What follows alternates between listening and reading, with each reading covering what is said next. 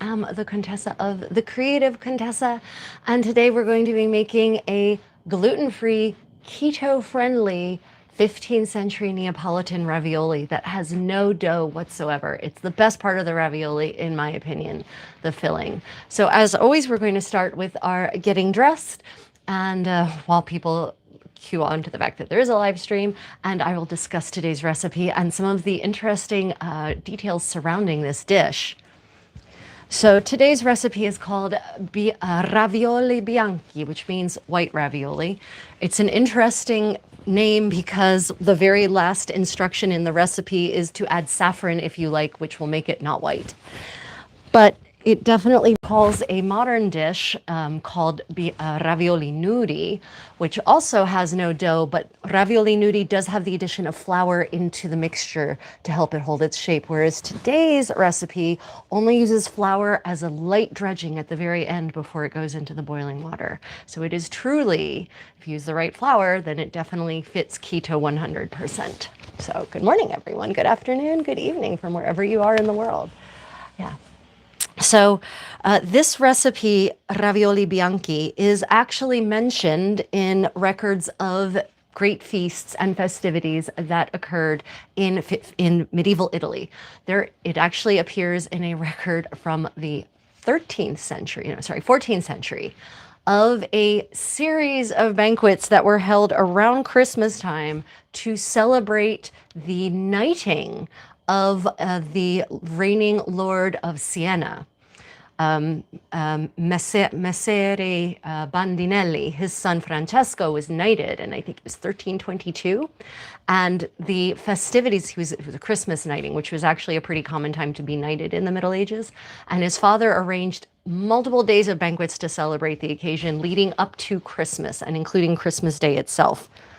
And of course, great spectacles attract attention. If it feeds, it leads, I guess, in the case of food reporting. And so chroniclers, one chronicler in particular at least, documented these feasts in detail. And of course, in the era, he focused on the dishes that most reflected jocularity, festivity, and wealth. And so he focused almost uniquely, if not uniquely entirely, on the meat and the fish dishes, ignoring any other dishes that may have been served to counterbalance the assault of protein that this meal was.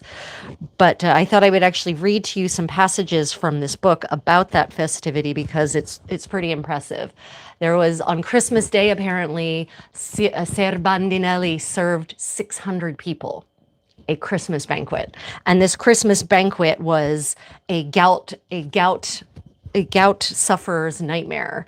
It was capon, and it was peasants, and it was boar, and it was just meat after meat after meat after meat, especially because Christmas Eve is a fish day. And so the banquet on Christmas Eve had not a single bit of meat, of what medieval people considered meat. It had only fish, which is, of course, just fish. My goodness, how terrible.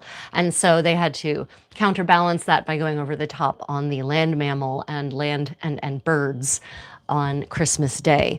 But I mention this because this dish ravioli nudi ravioli bianchi appears as in the first course of a feast in which otherwise only meat and fish dishes are mentioned, but ravioli bianchi is mentioned. And so I think what we're actually looking at in this recipe is not a main course. It's an appetizer, it's a primo.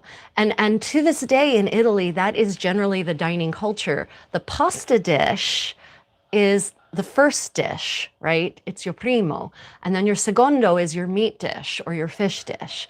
And so this reflects that even though Italian cuisine has almost completely changed in so many ways in the flavor profile and even the main ingredients used in the dishes, that there are certain of these medieval dining traditions that have in fact been preserved.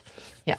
So yeah, I'm very excited to share this dish with you. I actually made it last week during our discussion about medieval Transylvanian food, and I was so pleased with how it turned out. I thought we would do a cooking party just about this so I can walk you through the process step by step. Yeah. Very excited, especially because last week I just made a couple of test ones and I ate them very quickly. They were gone within a day or 2 days. And it occurred to me that this would make a very delicious dish to just keep in your larder, your refrigerator, and then pop out anytime you want something yummy and cheesy. But you don't want cheese. You want something a little more complex than just cheese. And that's basically what this is. This is cheese plus, I would say. The texture is amazing. It turns into this lightly spongy, fluffy end product that you would never expect something that's just cheese and egg to become. It's very interesting. Yeah. Yeah. Yeah, actually green and blue. So I have hazel eyes.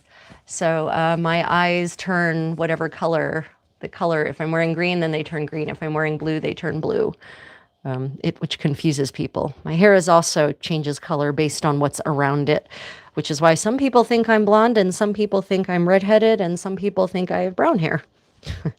It's very interesting to discuss people's memories of me who only have seen me occasionally, whether they remember me as blonde, redhead, or brown.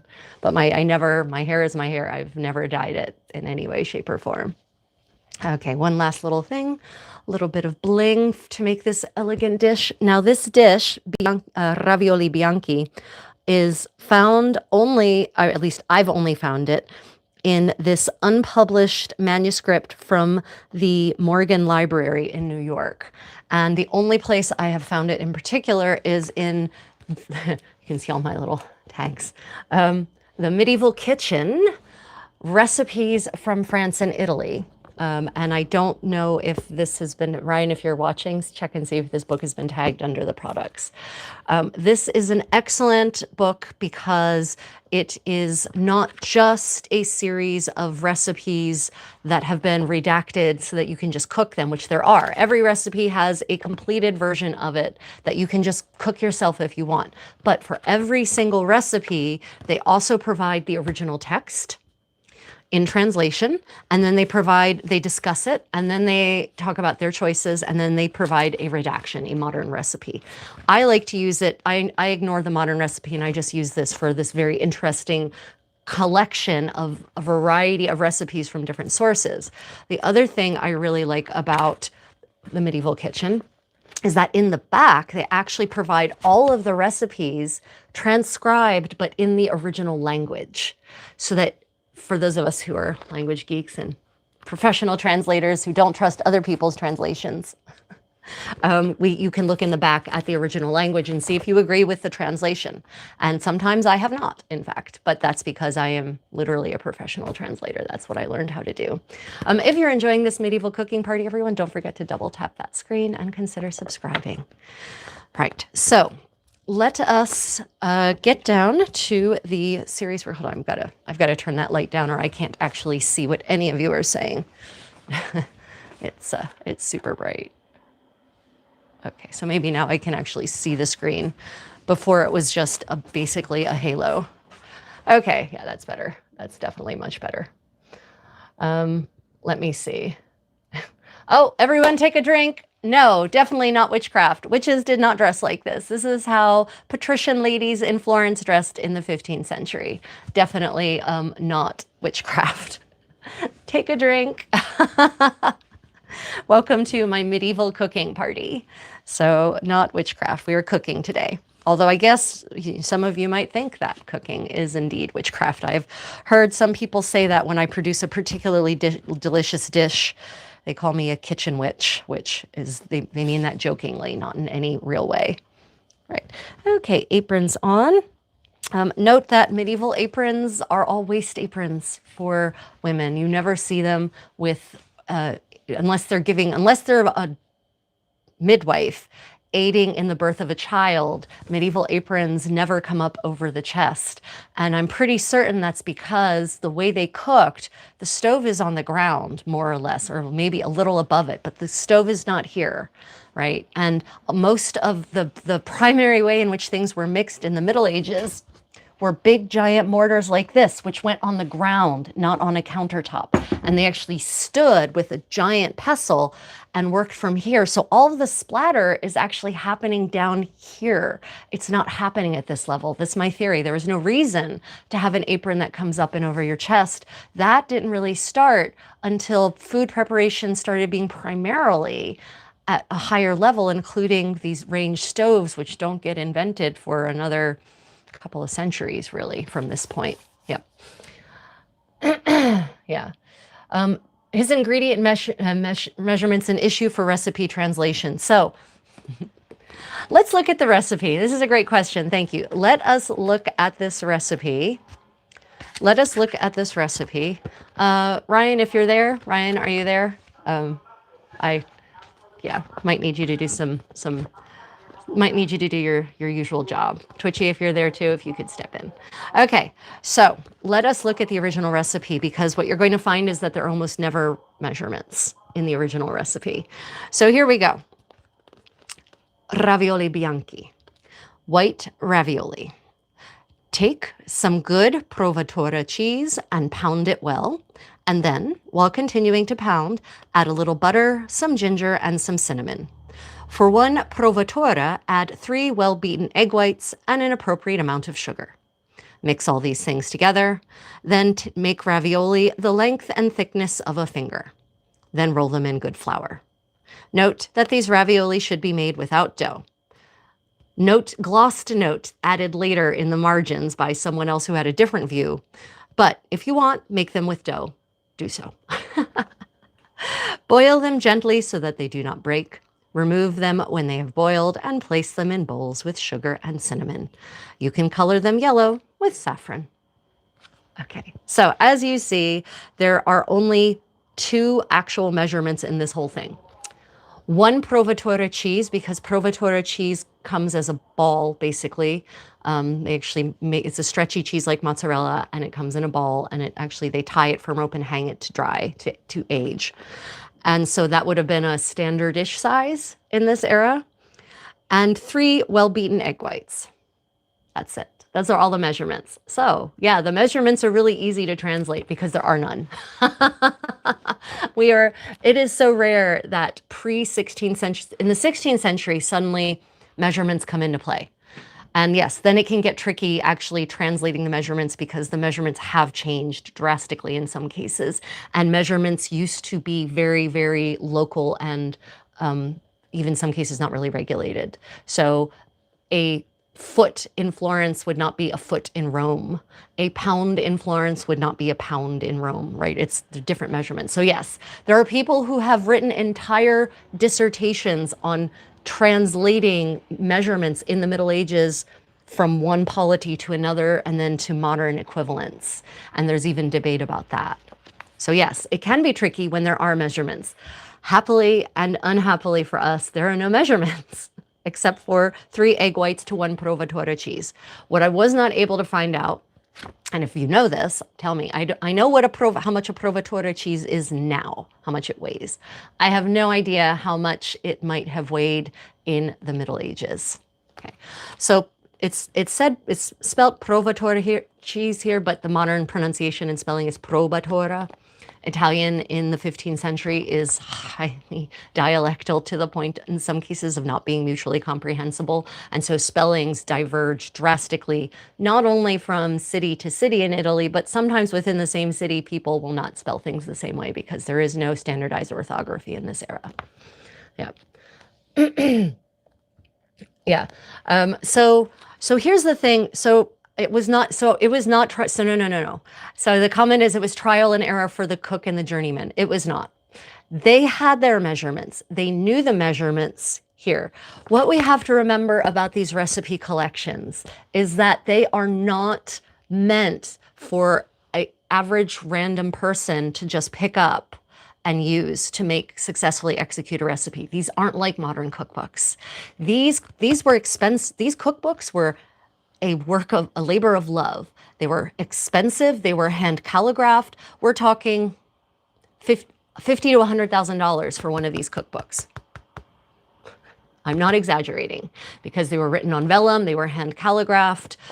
each sheet of vellum is like a little piece of leather, basically. So these were expensive collections, and they were not, I'm 100% convinced at this point, they were meant as a resume. They were meant as an application for a job, or they were meant as a way to glorify themselves to get future work, right? And so basically a cook would basically dictate all of their recipes to a scribe. The scribe would write it down, and then they would have it turned into a, this great work, and then they would give it to the prince. And the idea is, here, I am giving you this collection of my opus. These are my recipes, the way I make them. I'm giving you enough information so that you can see all the delicious dishes that I know how to make. I'm showing you the expensive and wondrous ingredients that I know how to use to craft these amazing dishes. But I'm not giving you enough information that any other cook could just use these recipes to make them. So you need to hire me. If you want this, you need to hire me. Right? So that is generally how these recipes read. They read like a grimoire, where you're not supposed to be able to actually successfully make the concoctions in them, right? If you know, then you can use it. If you don't know, then you're not supposed to be making things out of it. So this was not trial and error. These recipes were carefully, like any recipe, to reach a successful one, probably trial and error. But by the time it's getting written down here, the cook who wrote these recipes, they knew. They knew the measurements. They had measures. They had scales. They had kitchen scales. They used them. They had liquid measures. They had volumetric measures, and they had mass measurements, right? But they're not going to write them in these recipes because they don't want other cooks to get their secrets, but they do want to make sure they get hired to cook the best feasts in the land. And so that's what these collections of recipes really strike me as, especially with the sections on there's usually biographical sections on the cook, where the cook talks about all these wondrous feasts that he's cooked, right? It really reads like a resume. So we can't view these like a modern cookbook because they're not. In the 16th century, with the printing press gaining speed and becoming more efficient and less expensive, that's when we really start seeing the modern version of a cookbook, where it is aimed at the home cook. And that's when we start seeing cookbooks aimed at women. Specifically, there's a late 16th century English cookbook called or early 17th century, maybe even, The Housewife's Jewel. Right? And that's because those were aimed at middle-class women running a middle-class household, versus these, which are basically the professional cooks in professional kitchens of great princes, capital P, mostly men probably. Yep. Yeah. My mom could write shorthand. No one could read her writing. Yep. That's this. That is this. Okay, so let's get back to our recipe, our white ravioli. Provatura cheese is not like provolone, it's like mozzarella. Provatura and mozzarella are both stretched curd cheeses, they're called. The curd becomes stretchy. If you ever if you've never seen mozzarella being made, look it up after this live stream. Go look up a video on YouTube on making mozzarella. It's a mesmerizing process. It's really interesting. But they stretch the curds, and then they make them into these balls, and that's why it's stretchy. That's why it's also stringy like it is. So provatura and mozzarella are cousin cheeses. In fact, there's a 15th century source that confuses them and says they're the same cheese. It's just that I think it's called provatura in Rome and mozza in Lazio, or vice versa. I don't remember which. But in one place it's called mozza, and in the other place it's called provatura, but they're the same cheese. So that's how similar they are in properties. I'm here in South Korea. I am unable to find provatura cheese here, but I am able to get a aged whole milk mozzarella. So that's what we will be using today. An aged whole milk mozzarella. I always recommend, if you can, get the whole milk version of your cheese for medieval recipes, because they're not working with reduced fat, low fat cheeses. They're not. For the most part, there are some cheeses that are lower fat. Parmesan is actually made with partially skimmed milk, like in the Middle Ages as well. There are some cheeses that are lower in fat. Mozzarella wasn't one of them, though. So please go with the whole fat version, because the outcome might not be the same otherwise, because it's a question of ratios of protein to fat. If you take the fat out, then there's more protein, which makes it stretchier and will create a different product ultimately. Yeah. Yeah. Handsome is there. Yeah. Okay. Question. Chosen Law says, were people more of a sight for sore eyes or a sore sight for eyes in the medieval days? Well, that's kind of not really related to cooking, but I mean, medieval, if you're talking about how they looked, I would say medieval people were like modern people. There were people who were just like us. There were people who were very beautiful, stunningly beautiful, and there are people who were not. And I would say probably the ratio is about the same. And just like now, throughout history, not just the Middle Ages, since humans crawled out of the trees, probably as our primal selves in our evolution, we started looking for ways to ornament ourselves and make ourselves more beautiful and attractive. That's nothing has changed there. Yep. In the Middle Ages, though, big difference would be the aesthetic for breasts in the Middle Ages. Small breasts were attractive. So women were actually having breast reductions in the Middle Ages to make themselves have nice small breasts instead of large breasts. Yes, you heard me right, breast reductions. They didn't have modern anesthesia, but they did have poppy juice and they did use it. So they weren't they weren't having the surgery in fully conscious. They just weren't, but still, that's a risk in that era. Okay, so ravioli Bianchi. There's a couple of things in this recipe that are interesting to note. The spices. There's a couple of spices that most people wouldn't recognize in modern Italian food, right? Ginger, not a common ingredient in modern Italian food. Cinnamon, not a common ingredient in it occurs, but it's not common. It does occur, especially if you go back to Italy and you go to some of the more traditional dishes, they are still using cinnamon, but it's still not super common. It was very common in the Middle Ages, in the haute cuisine anyway, in the food eaten by the upper classes. And today's recipe is 100% an upper class recipe. However, really the way to just make it for the way a peasant would make it is just exclude the spices. That's it. That's all. They exclude the spices and the sugar, right? And then you've got your peasant version, your less affluent version, because cheese and eggs, every peasant had cheese and eggs. Okay, so we're going to start out actually a little bit out of order. So that's the other thing about these recipes, and I think it's intentional. They are not necessarily in the most efficient order. And sometimes you really feel like they're tossing in steps intentionally out of order to confuse the cook who doesn't know and shouldn't be making this secret recipe, right? So we're actually going to start by grinding up our saffron.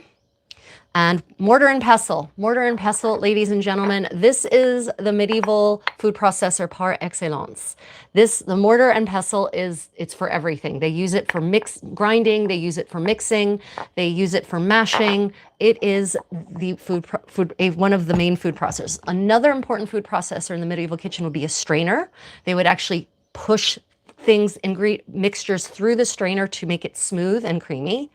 Another medieval food processor is the knife. Like those three those three together are all you really need to process food. We've just gotten used to having, all kinds of specialized tools for it. But really, with a mortar and pestle, a strainer, and a knife, you can do quite a lot. So we're going to actually start by grinding our saffron. And a tip for grinding saffron in a mortar, and it's much, if you can take the time, it is much better to use a mortar and pestle than an electric machine. And I'll tell you why in a moment while I'm grinding.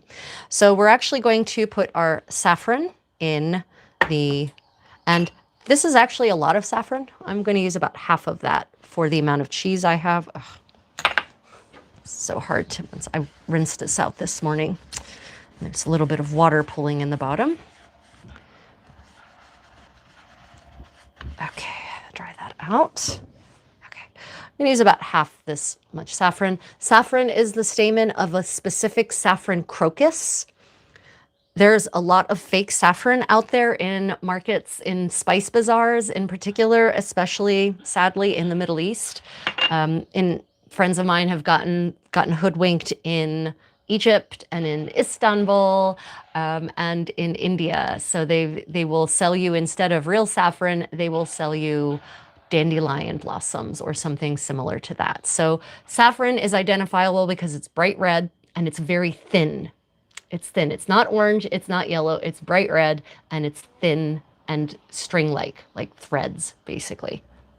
Okay, so the recipe calls for sugar, and it says as much sugar as you will. Granulated sugar is what it will ultimately be. Sugar would come in a loaf that would actually be cone-shaped, and then there would actually be someone whose job it was in the kitchen to take that cone of sugar and chip it and make it granulated and grind it up. Thankfully, we have sugar that comes pre-granulated now. So I'm going to actually take some of this granulated sugar and I'm going to add it to the saffron.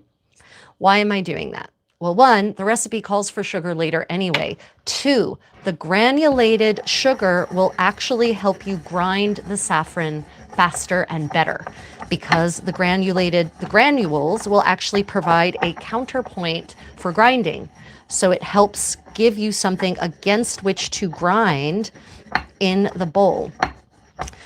And then that actually broke down much quicker than I was anticipating. So I'm going to actually add some salt too.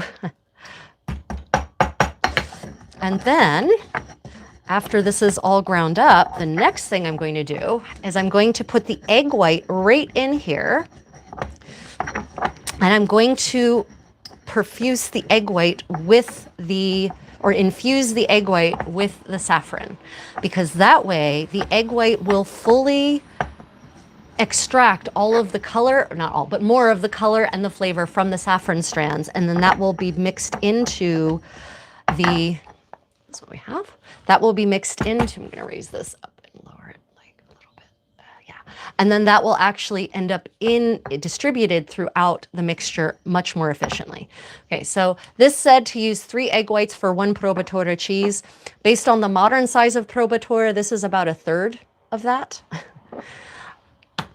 So I'm just going to put the egg white in here. And this is one of those recipes that utilizes the spare egg whites. There are a lot of dishes in the medieval kitchen that use just the egg yolks. And so I could see that when a cook is planning a menu, they might plan this recipe, and then they would actually incorporate, they would then plan a recipe that uses just egg yolks, right? So that nothing goes to waste. Okay, so I've put my egg white in here a little bit. Right. Mix it in. And you want to make certain that you kind of scrape everything down from the sides. This also will help break up the egg white. This is like a proto whisk, basically. This will help break up the egg white so that it will mix more evenly into the mass that we will be creating with our cheese. And once I get this all mixed up, I will just set this to the side while we prepare the rest of our ingredients. So this is something I always look at in recipes, any recipe, medieval or modern. I always look for more efficiencies that maybe the recipe itself doesn't provide, and figure out ways to make things work better.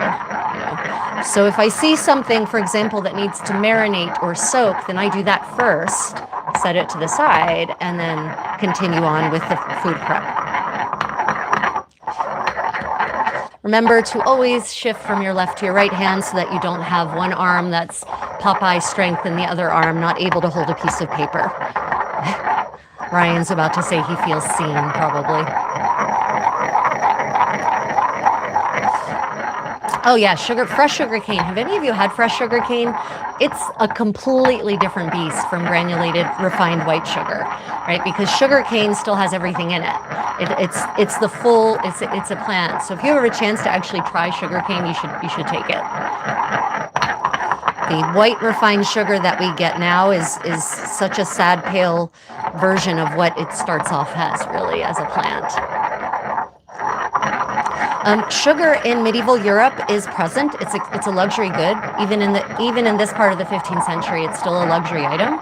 It's very expensive. It is not used in the kind of quantities it's used in now. So when a recipe calls for sugar, it's more, unless it actually gives a quantity, it's more likely to be like salt.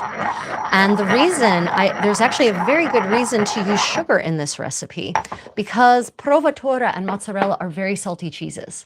And so a little bit of sugar will actually help counterbalance that saltiness. Okay. So you can see how yellow that is, right? Look at that. Okay, we're gonna set that off to the side. Right. And then let's go back to our recipe. Take some good provatore cheese, pound it well. We're gonna do that in a minute, but I have to look at what else we need to prepare. Add a little butter, some ginger, and some cinnamon. Okay, ginger. There's a little ginger. Is that the right amount? Who knows? But what we don't know is whether it's fresh or it's dried. And in Italy, it could easily have been both. Fresh ginger, ginger's a rhizome. It does really well on its own. Just once you harvest it, it only molds if it's kind of left to be damp and dark, but you could have shipped it between layers of wet straw and it would arrive in Italy pretty nice and fresh. And we have recipes that actually call for fresh ginger. I'm going to assume that it is dried ginger because none of the instructions that usually go with fresh ginger are here. For instance, if it's fresh ginger, then it's usually going to be peeled and pounded. Whereas they don't talk about pounding your ginger, then it's probably powdered ginger. It's dried. But cinnamon, talks about cinnamon. So this is Ceylon cinnamon. It comes from Sri Lanka originally. It is true cinnamon, Cinnamomum verum, which is different than cassia, right? So you see all those little milfoil layers in there? That's layers of bark from the cinnamon tree, the actual cinnamon tree. Cassia is, I need the second mortar. Cassia is, so I need padding for this. Cassia is what a lot of people think is cinnamon. That's the single scroll, thick scroll of bark. That is cassia. That's not true cinnamon. It has a different flavor profile. It's actually spicier and hotter, I would say. It also does not have the same micronutrient profile, nor does it have the same nutritional and health benefits that true cinnamon has. So the whole blood sugar regulatory function, cassia doesn't have that. Cinnamomum verum does. Okay. So we're actually going to pound this fresh from a cinnamon stick. If you can take the time to to have whole spices and grind them yourself, you should do that. It's definitely highly recommended that you keep it whole because the flavor is preserved if it's a whole seed or a whole bark. The second you grind it, you expose all of its essence basically to oxygen. It oxidizes, it breaks down, it loses flavor, it goes stale, right? But also if you're going to pound with something like cinnamon bark, cinnamon sticks, break them up before putting them in the mortar. Your life will be much happier. So first we pound. And just to break it down a little bit more. And again, this would normally be, you know what, screw it. I'm going to do it in the big one. No, I'll do it in the small one. The big one would go faster, especially if I actually put this on the floor and worked from standing up the way it should be. Big one. Right. But if I put it on the floor, you can't really see me doing anything. Also, we need to buy, we can get that here in Korea, a giant standing pestle that is not broken. We bought an antique one and it's split, so we don't really want to use it for food prep because food will get up into that crack. So yeah. Yeah, let's see. Why is cassia called cinnamon? You know, that is a good question. I don't know when that shift happened. I don't know if that was a sneaky change for marketing. It's cheaper. Cassia is way cheaper. It's way cheaper. So, and there's a good reason for that. If you'll notice all those layers, the thin layers, true cinnamon sticks don't come like that. That's not like a branch of a cinnamon tree. They actually have to shave the bark off of the cinnamon tree and then they layer by hand. It has to be done by hand. There's no machine that can do this as far as I know. Workers actually manually lay in those layers of cinnamon into each other and create these long layered sticks, and then they get cut up and sold. So there's a lot of manual work involved in Cinnamomum verum.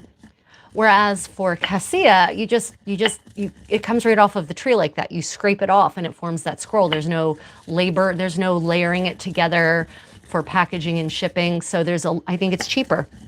And so I think, they called it cinnamon because there are similarities. It certainly has cinnamon-like flavors. But medieval recipes will call for sometimes both of them or one or the other. Medieval recipes will say cassia. and cinnamon in the same recipe very frequently. And sometimes they'll call for one and sometimes they'll call from the other because they recognize that there is a difference in the flavor profile. The fake cinnamon flavor that's in candy, that's actually cassia, American candy specifically. That's cassia. By the way, if you're enjoying this medieval cooking party, don't forget to like and subscribe. Double tap that screen. Oh, shoot. Sorry. I'm grabbing I can still talk to you while I'm grabbing my mask. I forgot cinnamon. Cinnamon lung is a thing. So you really don't want to inhale this fine particulate matter. It's not good. You will eventually develop lung issues, and this goes for any of the fine particulate matter. It doesn't matter because none of it's supposed to be in your lungs. You might think, oh, but cinnamon isn't bad for you. Yeah, if it's in your stomach and gets into your bloodstream, not if it gets into your lungs. Same thing with flour, dust, the dust that rises up from flour when you're mixing food, right? So anything that throws off fine dust, or any dust, you should really wear a mask to keep it from getting into your lungs. You can see. There's something else I like about hand grinding my spices. It's very relaxing. And you can actually see the progress happening. You feel productive because you can literally see the change happening, and the effort you're putting forth is actually resulting in a real tangible outcome. Very gratifying, especially in a world where a lot of work that we do is intangible.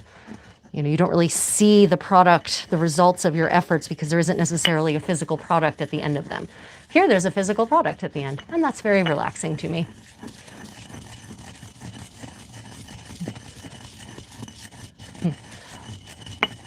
There's something called farmer's lung too. Yep, inhaling lots of hay dust. Yep, I grew up working on a horse farm. And I used to do all the things, and we had wood dust. And now looking back on it, I didn't wear any kind of mask, and dust was my life. Dust was my life, all kinds of dust. Dust was my life. Going up into the hayloft and tossing bales down, opening bales of hay, shaking out the flakes, cleaning the stalls with all of the sawdust, going and getting sawdust from the sawdust shed, spreading the fresh sawdust after mucking out the stalls. Horses covered in dust, brushing horses every day, right? And on dry summer days, horses running around, dust getting kicked up, me riding horses in clouds of dust. I'm confident I'm going to develop emphysema or something. Because, I didn't think about it. Never smoked a day in my life. Won't surprise me if I get lung cancer anyway. Oh well, better live to the fullest until then, eh?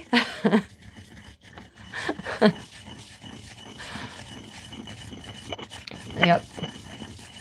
I'd like to try real cinnamon and real vanilla that only grows in Mexico. Real vanilla also grows. So vanilla also grows in Madagascar. And it is the same vanilla that's in Mexico. It's the exact same plants. They transported them to Madagascar, and they figured out how to manually pollinate the vanilla orchid. Vanilla comes from an orchid, in case you all didn't know. It's a vanilla orchid. Real vanilla is amazing. Real vanilla tastes nothing like imitation vanilla. And I've been to Sri Lanka. We have been to a plantation where they grew cinnamon trees. And our guide who gave us a tour of this plantation, they also grew tea and rubber trees. He took a knife out of his pocket. He said, "This is a cinnamon tree." He scraped some cinnamon right off of the tree and handed it to us. I cannot describe the flavor to you. It was awe-inspiring, and it makes me want to go back to Sri Lanka any day now, just to have a chance at having fresh cinnamon once again. It is, if you can get to Sri Lanka and get to a cinnamon plantation, I really recommend that you do it. Delicious like you can't believe.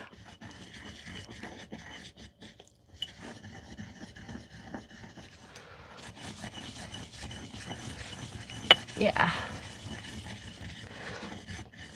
Oh, and vanilla, by the way, vanilla is one of those things that is part of the Columbian exchange. Ground cinnamon. Okay. Whew.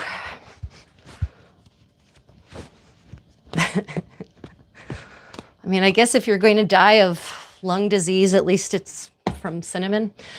So vanilla is part of the Columbian Exchange. It's one of those foodstuffs, those key ingredients that's now omnipresent in so many foods in Europe and in Asia and parts of Africa, right?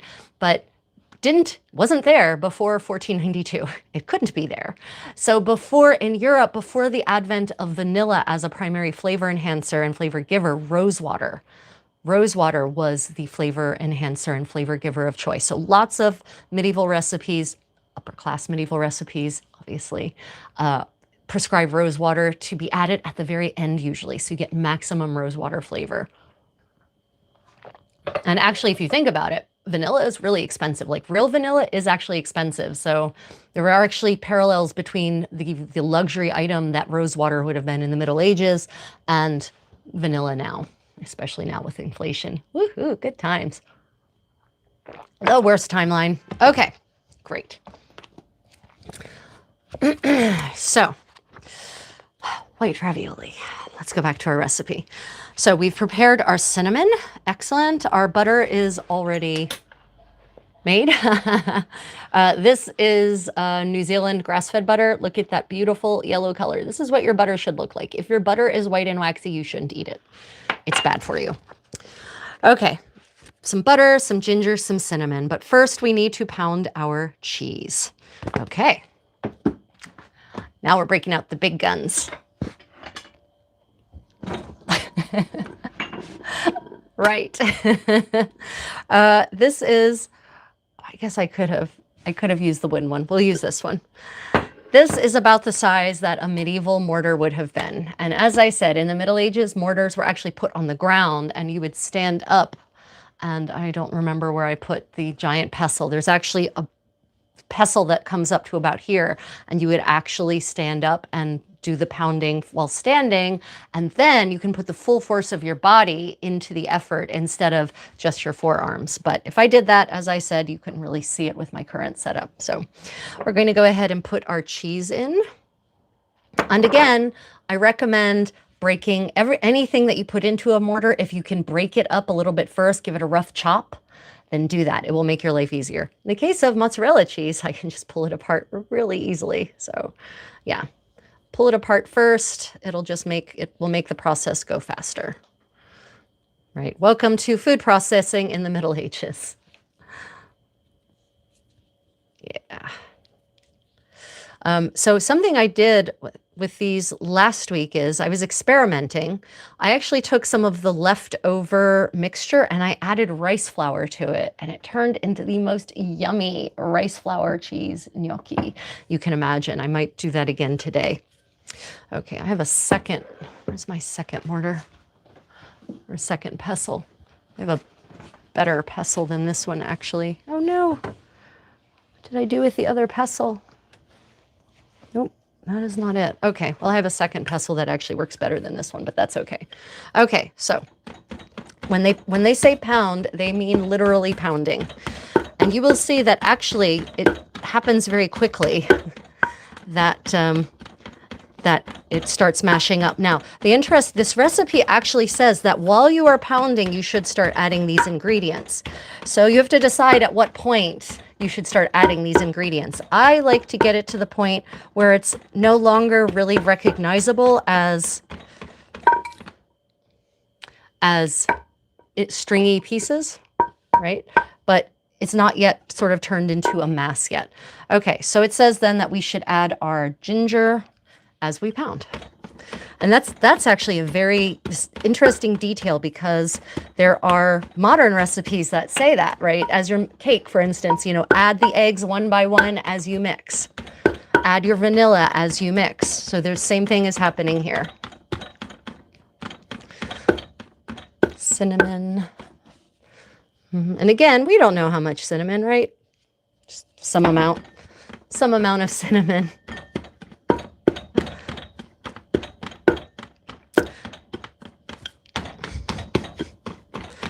And then we add our egg white, which is here. And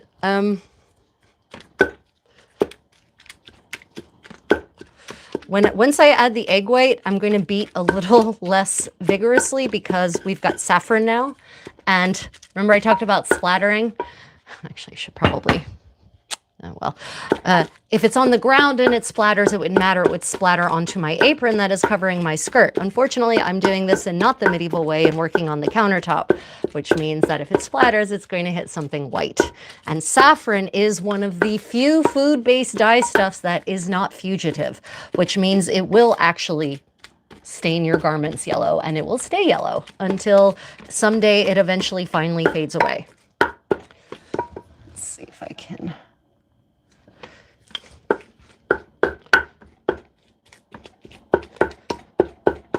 And with a mortar, you can absolutely mix it. And this mortar in particular actually has striations on the inside that actually help it mix better. And I haven't seen the mortars that have survived from the Middle Ages are generally so worn out that we don't know what they looked like originally if they had those kinds of striations. Maybe, maybe not, but it's nice to have them. They're not super deep. You can just feel the little ridges, but they're not, tragically deep. Okay, so now I'm going to make sure I get the rest of this saffron in here. Now, in the Middle Ages, they probably used their finger for what I'm about to do, but I'm not doing that. I'm going to use a rubber scraper to make certain that we get maximally all of that saffron and that egg white out. Now, if this recipe had another liquid that we're going to be added in, then I would actually put that liquid in here, slosh it around to get the rest of that saffron out. But this recipe doesn't really have anything else to add, so no way for me to do that. But keep that in mind. If you have a recipe that has a secondary liquid that's eventually going to be added in, then you should put the liquid in your saffron container after you've poured the ingredients out, slosh it around, and then you'll get more of that saffron out and less will go to waste. I'm big on minimizing waste. So yeah, this is amazingly already turned into a really nice dough. I mean, look at that. And for those of you who do the keto thing, this is very much like a fathead dough. It really is. Oh gosh, it smells so nice. Oh, the combination of cinnamon and saffron and ginger, very, very nice. There's a little bit of ginger left in here. Yeah. So, it doesn't say it, but obviously when you're making this, you're going to want to ensure that you have no little white chunks left, that all of your provatura, in this case mozzarella, is completely mixed in. And it really is hard to believe that something as stringy as mozzarella will turn into this paste, right? But it does. It really does. It's the magic of kitchen chemistry. Okay, and now the recipe called for, remember, an appropriate amount of sugar. What is an appropriate amount of sugar? Well, I'm going to just give this a little taste. I think you could use some more sugar because the mozzarella is super salty. It is super salty. So I'm just going to sprinkle a little bit more sugar in there. And I do not think that this should be sweet. Like this shouldn't be a dessert dish, but it should be a little sweet. It should be a combination of sweet and savory. Sweet and savory is a very common combination in medieval cuisine. It's very normal.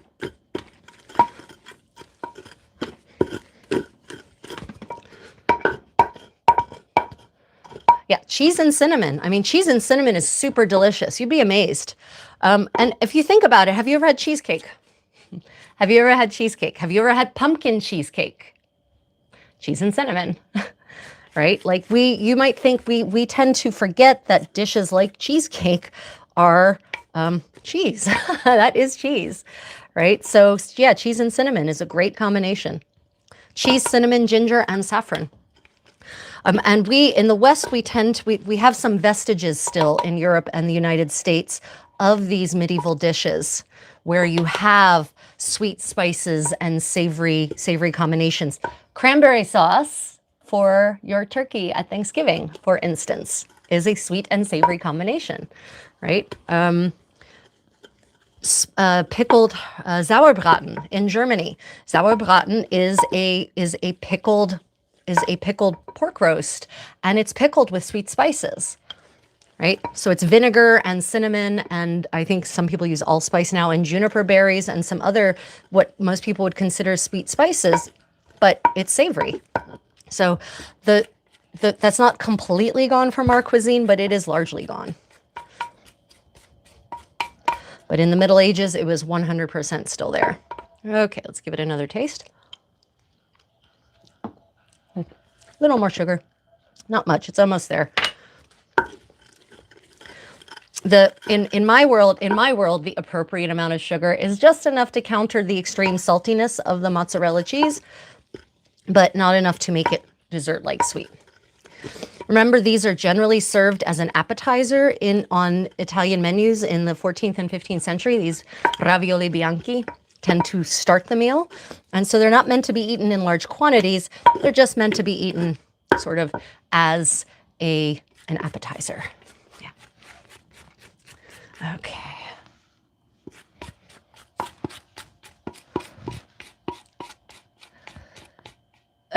Definitely would have been a taste test in medieval times. Oh yeah, for certain. Absolutely. And you know, people say, aren't you worried about getting salmonella? No, these eggs are fresh. They haven't sat around to become poisonous. So no, I'm not worried about salmonella or E. coli or any of that. Oh yeah. Yeah. I feel like that was just the right amount of sugar to offset the sharp nuttiness of the savory nuttiness of the mozzarella, just enough. And also because at the end, they're garnished with a sprinkling of cinnamon and sugar, right? So you want to keep that in mind when you're making these dishes, that one of the most common garnishes in the medieval kitchen is cinnamon, rosewater, and sugar. Those are the three most common garnishes, not necessarily all together, sometimes all together though. But so you want to make certain that you don't over include sugar in the recipe, because at the end you are going to be sprinkling some on, for instance. Considerations. And now we use, what, parsley? Parsley is the most common garnish, right? But in the Middle Ages, it would have been sugar, cinnamon, and or rosewater. Okay. And again, probably they might have just used their fingers for scraping everything together. I can't do it. It's a texture thing. I don't want to do it. I can, like, if I had to, I could, but I don't have to, so I won't. Okay, I'm just going to turn this into a nice mass. Okay, well, I'm going to use my finger to make sure we get all the rest of this off of here, and I'm just going to eat that. Yeah, that's nice. Okay, so here is our mass. I'm going to turn this out into a bowl of, she's left apparently. I'm going to put this into a bowl for visibility's sake. Put this mortar off to the side because it's taking up most of the screen because it's huge. It's a huge mortar. This mortar weighs like 30 pounds, I think is what we came to when we weighed it. 30 pounds. I'm just going to move this over here. Okay, great. Oh, and when you when you use mortars, put some padding down. Your neighbors and probably your house will thank you. Okay, so look at this beautiful, isn't that a beautiful yellow color? Isn't that gorgeous? Saffron is such an amazing addition and additive to dishes. It just makes them such a happy shade. And that's the funny thing about these being called ravioli bianchi, but the very last thing they say is, and you can add saffron, which will make it decidedly not bianco. It will make it very much jello. Okay. Okay, so I'm actually going to let this rest a little bit. Recipe doesn't say that, so let's go back to the recipe again, just to review what it is we don't know. So from the beginning, take some good provatore cheese, in this case mozzarella, pound it well. Then while continuing, shite. I forgot an ingredient, but that's okay. All is not lost. The butter. I forgot the butter. Let's go back to pounding.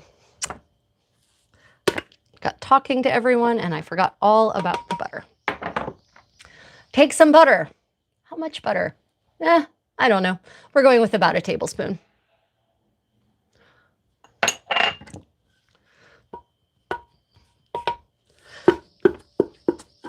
Happily, the butter's soft.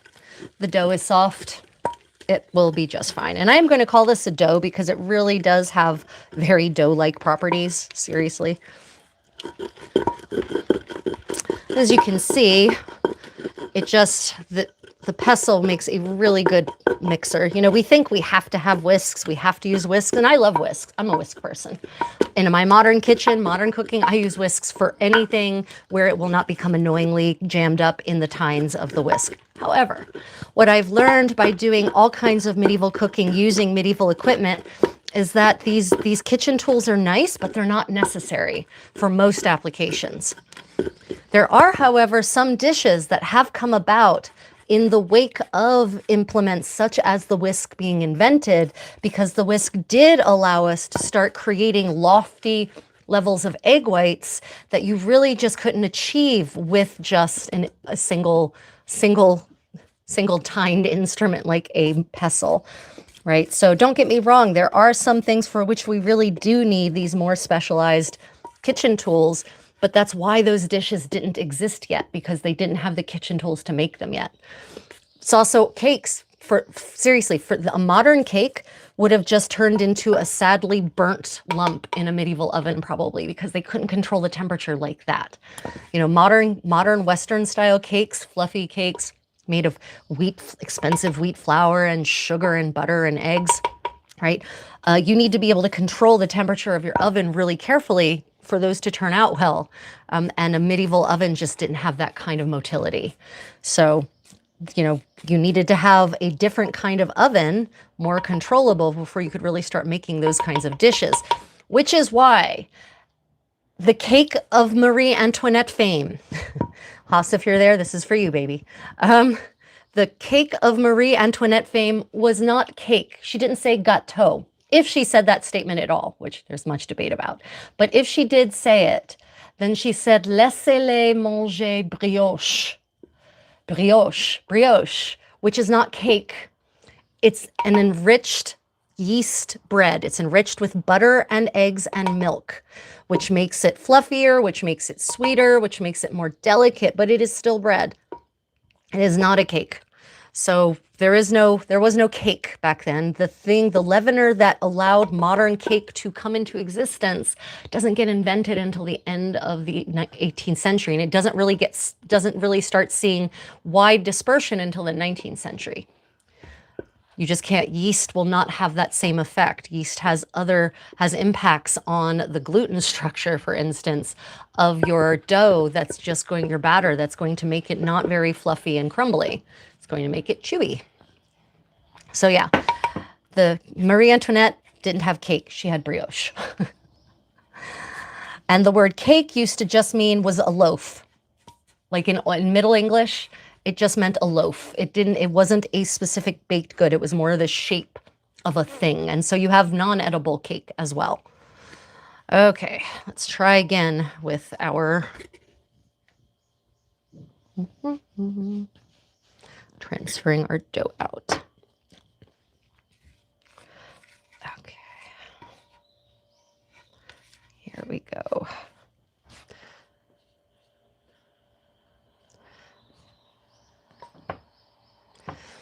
Okay, once again, back to our recipe. Other thing I love about medieval cooking using medieval implements is you really get a workout. The thing that you're doing to make your food is also helping keep your body in shape. And I just love that. I love that. I'm an exercise junkie. I love being physically active. So any creative activity that also combines physical activity is a win-win for me. Okay. Right. There is our dough again, this time hopefully with everything. Let's go back to our recipe, find out what we don't know. Take some good provolone cheese and pound it well. Then, while continuing to pound, add a little bit of butter, some ginger, and some cinnamon. Check. For 1 provatura, add 3 well-beaten egg whites. Well, we added 1 egg white because we don't think we have a whole provatura worth of cheese, but who knows? Who knows? Who knows? And an appropriate amount of sugar. Check. Mix all of these things together. Done. Okay, now, then make ravioli the length and thickness of a finger, then roll them in good flour. Note that these ravioli should be made without dough. Glossed note in the margins by someone else, I suspect. But if you want to make them with dough, do so. So fun. Boil them gently that they do not break. Remove them when they have boiled and place them in a bowl with cinnamon and sugar. And then the very last thing, which maybe is too late, but here we go. You can color them yellow with saffron, which is why you should always read the whole recipe through all the way, even if it's a modern recipe. Right at the very end, there's this little added thing. Oh, and by the way, you could have done it like this if you haven't already done the thing. Okay, so something to think about here. Boil them. Boil them. The word boil in modern English means to boil in water. Automatically, if something's being boiled, it's being boiled in water. However, in the Middle Ages, it might not have been. In the Middle Ages, it could have been oil as well. And so we don't know whether this should be water or oil, but there is a hint. It says to boil them gently. It is very hard to make oil be a temperature in a medieval kitchen, especially on a medieval hearth, to make oil be a temperature at which something will boil gently. So I'm pretty certain that we're talking about water. Oil is tricky anyway, just so that it doesn't burn your food, right? If you're frying it. But I'm pretty certain that they're talking about water in this case, not oil. Very often in the Italian sources, they will say boil it in oil if they do mean oil, but not always, and not in the French sources, and not in the English sources, not in the German sources, not in the Spanish sources. So this is something you may have to think about when you're redacting a recipe. Okay, we're boiling it. Should it be oil? Should it be water? And why? I'm pretty certain it's water because of the boil it gently part. You can't really boil something gently in oil because if the temperature is too low, then it's just going to kind of melt into it and ooh. And if it's, you know, there's no, otherwise there's no gentle. If it's at frying temperature, it's not going to be gentle. So yeah. Let me see. Question. Are they using the word dough here the way we would think of dough? Yes, that is a very good question. And it definitely seems to be. When we look at the recipes for dough, it is dough like we would imagine. So dough here is going to be in this recipe tradition in 15th century Italy, dough is generally going to be water, flour, maybe eggs, maybe rose water, maybe sugar. Yeah, so dough like we think of it, yes. And very rarely, sometimes butter also. But dough for this application, for other ravioli recipes, is generally going to be water and flour, maybe eggs, maybe butter. Less likely to be butter, more likely to be rose water, actually, as a flavor enhancer. But yeah, basically it's dough. It's generally made of wheat flour. And so this also tells us that this is an upper class recipe collection because wheat flour in the Middle Ages was an extreme luxury item. It's not like now where it's the cheapest of the flours, right? Rye flour, the world has gone completely topsy-turvy versus what it was in the Middle Ages, right? In the Middle Ages, these are the things that were expensive. White sugar, white wheat flour, almonds, right? These were all very expensive. In the Middle Ages, these are the things that were cheap. What we would call alternative flours: millet, spelt, not less likely spelt, millet, rye, nut flours, right? Those would have actually been, you know, like chestnut flour, right? Those would have been the cheap things, the cheap flours. And, you know, now, and sugar was insanely expensive. White sugar was crazy expensive. The darker the sugar, the less expensive it was. So we've gone completely the opposite now. Now, you know, white flour is what poor people eat, and those with money eat these alternative flours and whole grain. In the Middle Ages, eating whole grain was something only the peasants and the poorer of the peasants did. Wealthy peasants could still afford bolted wheat flour. Right. So, and that's why I've said it before, I'll say it again. According to the medieval diet, people, the bottom 80%, which doesn't mean they were poor, by the way, poverty was not profuse like it is in the modern era in the Middle Ages, believe it or not. And it certainly was nothing like it was in the 18th or the 19th century. But the bottom 80%, so not the aristocracy, not the really wealthy merchants, but everyone else, they ate a better, more nutritionally dense diet than their noble peers because they weren't eating meat and fish in large quantities for every meal or every other meal. One day, lots of fish, next day, lots of meat because of the fasting days of the medieval church calendar. But they were eating lots of vegetables, root vegetables especially. They were eating pulses. They were eating whole grain rye. They were eating, and their bread was soured, right? They had real true sourdough bread. So they were actually, their diet was actually a healthier one. And yes, there would be famines, but those famines wouldn't affect just the lower bottom 80%. This is something a lot of people can't wrap their heads around, that if there was a famine, it affected everyone. So yeah, yes, of course there were famines, and no, not everyone could have access to food all the time. But when they did eat, the food that they ate was more nutritionally dense than the wealthy people, because wealthy people were eating basically a perfect recipe for gout and or type 2 diabetes, especially in the later Middle Ages when sugar becomes more prevalent. By the 16th century, man, that's when health goes off the rails in Europe. And then the Americas, when the colonists bring their unhealthy diet with them there. Okay, so speaking of boiling water, let me just check the comments. Oh, the question was, are they using, yes. Could you substitute mint for saffron to get a green color? Oh, okay, so how to get a green color. Yes, so we know how so the green food coloring of choice was parsley. So what they would do is they would take, because it's a relatively neutral flavor, mint is a very strong flavor. Parsley is a relatively neutral flavor. It's just kind of green. It has a green flavor. Does that make sense? And so there are lots of recipes where they talk about, if you want to make it green, take parsley, grind it in a mortar and pestle, like this, and then strain it through a cheesecloth and take the green juice and mix the green juice into your dough.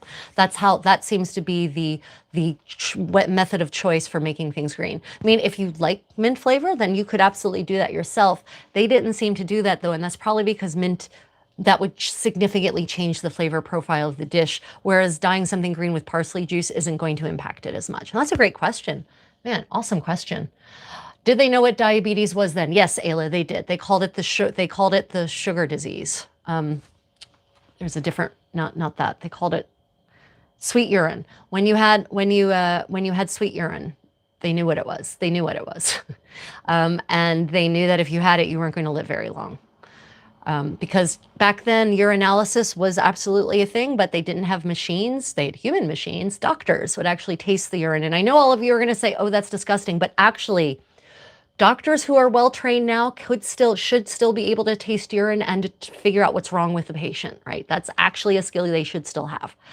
And so the physician would actually take their urine. It would be in this flask. That looks a lot like this, actually. Not quite as narrow an aperture at the top, but a flask like this. And they would look at the urine in the light, and they would have a color wheel with different colors that your urine can be. And I will tell you, look up medieval urine color wheel, and you're going to see some very disturbing colors that people's urine can actually become.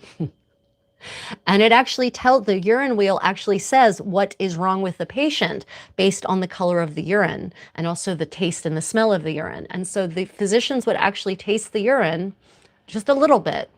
And if it tasted sweet, they knew their patient had diabetes. And I don't think they called it diabetes. Different languages had different words for it.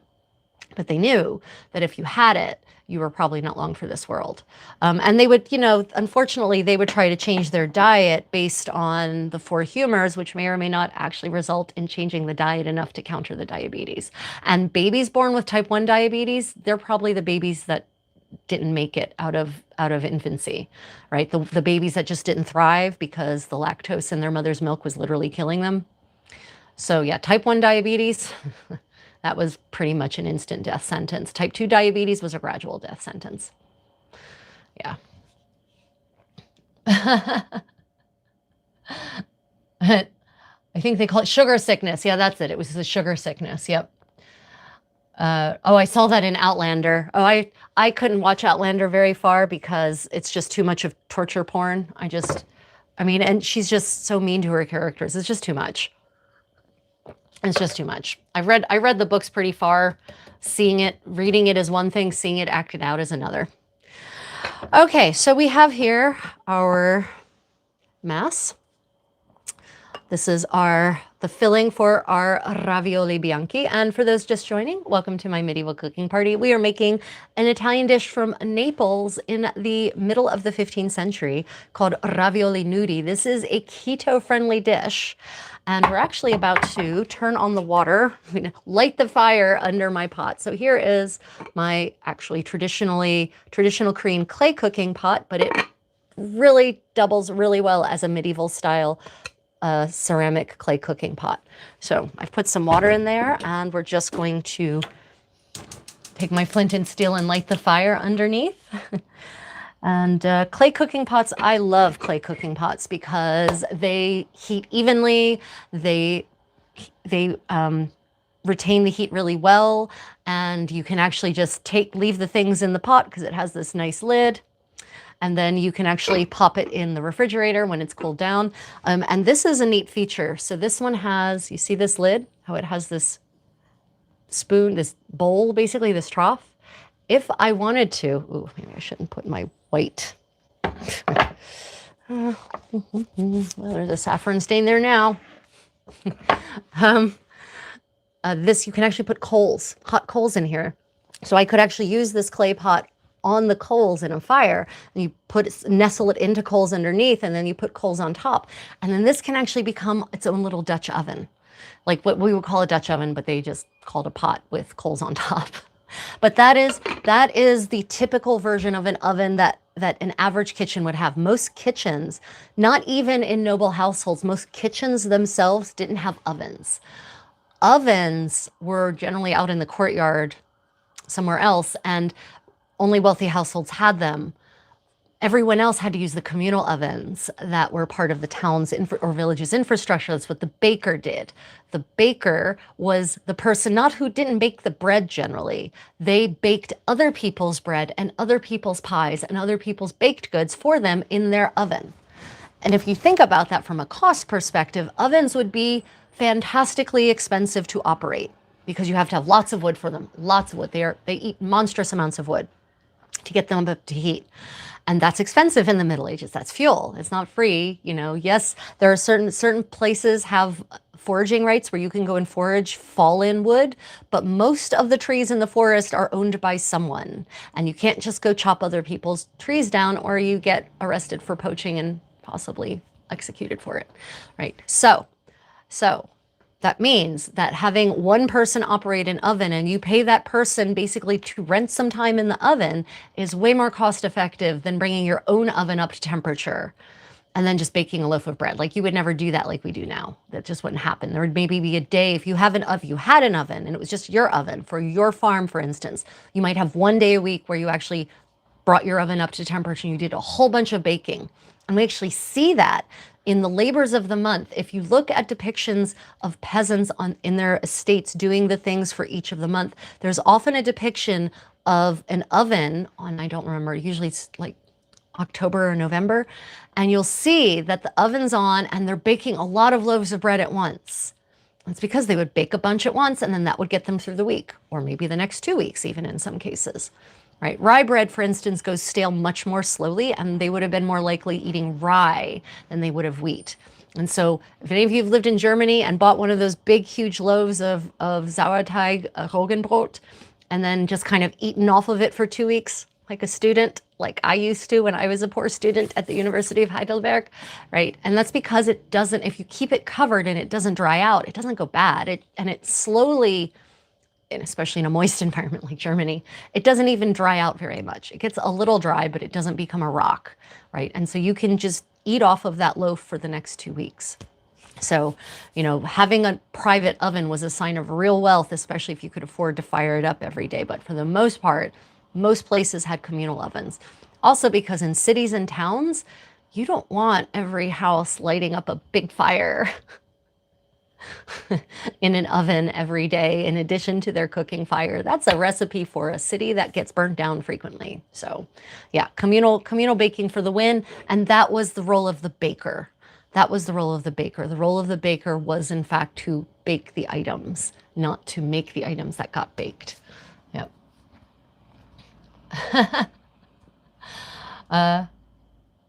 Yeah, I didn't know that part about poaching laws. Yeah, I think in the modern world, we forget that there are so many resources in the forest that we don't use anymore, so they don't occur to us. But all these herbs, right, all these wild green things that grow in the forest, okay, those of us from the Americas, when we think of the forest and herbs, we mostly think of poison ivy, poison oak, and poison sumac. Fair enough. But there are other things that grow there that are edible or useful for medicinal purposes or useful as raw materials for construction. And so the forest represents a mass of valuable raw materials in the Middle Ages. And so you don't just get to go and forage at will unless you have foraging rights. And there would be common spaces, like there were commons in the woods where everyone was allowed then to go, but not everywhere. And not everywhere, you know, Europe's not a monolith, so different conditions in different places. Yep. Oh, yeah. I mean, comment, Europe is so much better than the US, better food, better culture, more scenic. Yeah. So Europe does not have more history than the US. I'd like to just debunk that right now. It just has different history. Remember, humans have been living in the Americas for like almost 18,000 years. So there's history there. We just have ignored most of the history before 1492. That doesn't mean they have less history as an American, speaking as an American. It just means that we've decided that there's a whole bunch of that history that is invaluable. And isn't really taught, which is tragic because there's some really amazing history to learn. And some of it's been lost, fair enough. Some of it is lost because there were no written records and the archaeology isn't necessarily very revelatory. It's not very revealing. And that's fair too. But there is history. It's just that a lot of it was intentionally destroyed also in the 16th and 17th and 18th centuries. Also that as well. Records burnt, you know, like there were peoples in the Americas who had writing, the Incas, the Aztecs, the Maya, right? And they left written records in codices on paper, well, their version of paper anyway. And a lot of those were burnt on purpose. So yeah, but I will say, yeah, there's a reason I don't live in the US anymore. And I never want to live there again. I studied, I'm a linguist by trade. I'm a professional translator, originally before AI ate my profession entirely, basically. And I studied at the University of Paris. I studied at the University of Granada. I studied at the University of Heidelberg. And after I graduated, I stayed in Germany and worked in Germany for 12 years. Of the last 23 years, 22 years. Of the last 22 years, 24 years, God, the last 24 years, I've only lived 3 of them in the US and not happily. So no, the culture is definitely much more my speed. But I also really love living in Korea because the culture here is also much more my speed. Walkability, healthy food, of course, that's starting to be replaced by American junk food, which is really sad. Yep. Yeah, history is written by the victors. Yep. Oh, there is writing. There is absolutely writing. The Mayans had writing. The Aztecs had writing. The Incas also had a writing system. Yeah. Yeah, so different peoples across the Americas did have writing, but a lot of those records unfortunately didn't survive. Yeah, so silly to give Columbus credit, yeah.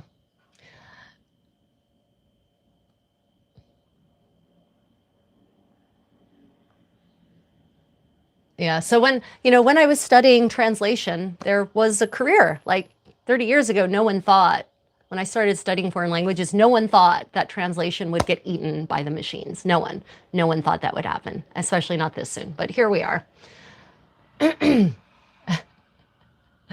Have I been to the Battle of Evesham reenactment event in the UK in August? You should go and we could meet up. Oh, Twitchy, no. August is Pennsic. I will probably never get. Oh, well, when is it in August? Actually, when is it in? That is a good question. When is it in August? Is a good question. Yep. Okay, let's see how our water is doing. Get Pennsic, my big 2-week event, where I do most of my my teaching of Renaissance, medieval and Renaissance dance. That's the last weekend in July to the first week in August. But if it's after that, I could actually go back to Korea via England, and then I'd have all my kit with me. So that is actually a possibility. Yeah, when is the Battle of damn it, we've talked about this before. It's Evesham. Where's the syllabization in that word? Evesham. In Middle English, it would have been Evesham, but I don't know what it would be now because Brits have changed their pronunciation entirely. Okay, let us move over to, by us, I mean, I'll just tilt the camera. Let us change our focus then to the pot. The pot is now boiling. I'll just show you briefly. Pot is boiling, but now we have to make our dumplings, right? So now we're going to make our finger width, and finger length dumplings. Double check. I'm pretty certain it says finger length also, right? Yes. Make the ravioli the length and thickness of a finger, then roll them in good flour. Okay. So I basically live a grain-free existence with the exception of rice because I live in Korea and avoiding rice is almost impossible here. So I do eat a little bit of rice a day. So I have some rice flour. They had rice flour in the Middle Ages. This is an authentic gluten-free flour. If you are a gluten-free person and you want to do medieval cuisine, rice flour is a real option. They really had rice flour. The wealthy people had rice flour, I'll be clear, and they really used it. And even though this recipe probably, when they say fair flour or fine flour, they probably mean wheat flour, I'm going to use the rice flour to keep in with my gluten-free living. And it's not mixed into the batter. We're going to make our dumplings, basically, I'm going to call them dumplings, and then we roll them, we dredge them in the flour lightly, and that's just to provide a light coating for when they go into the water.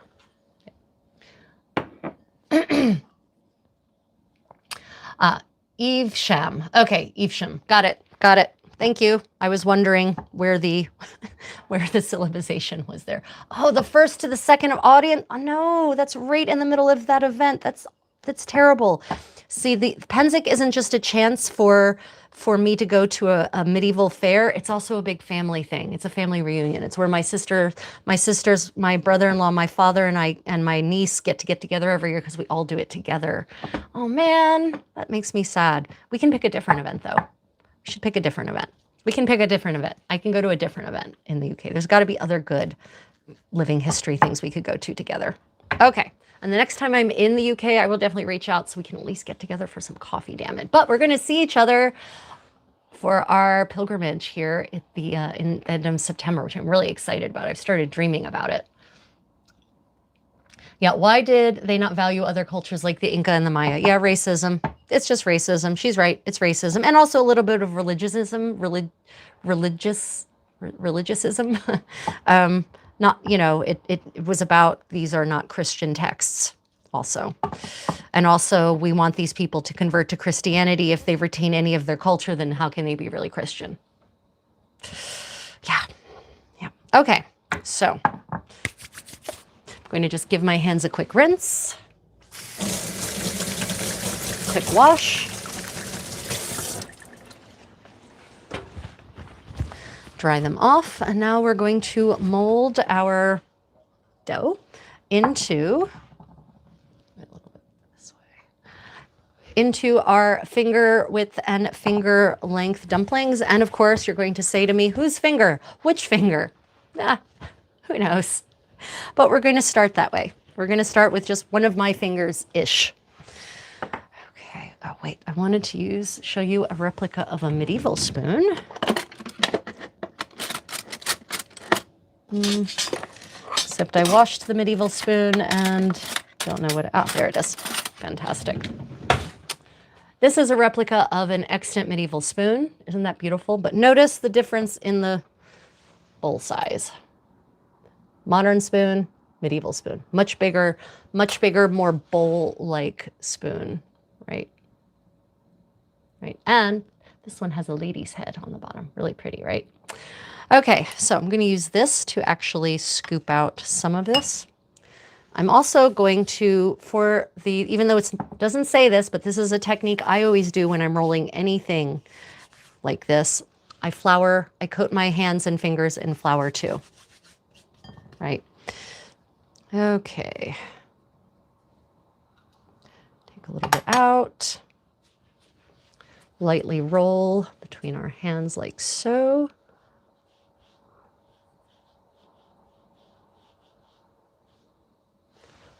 Finger width, finger length. And now we will dredge this in our flour. Tilt this down a little bit more so you get a better view.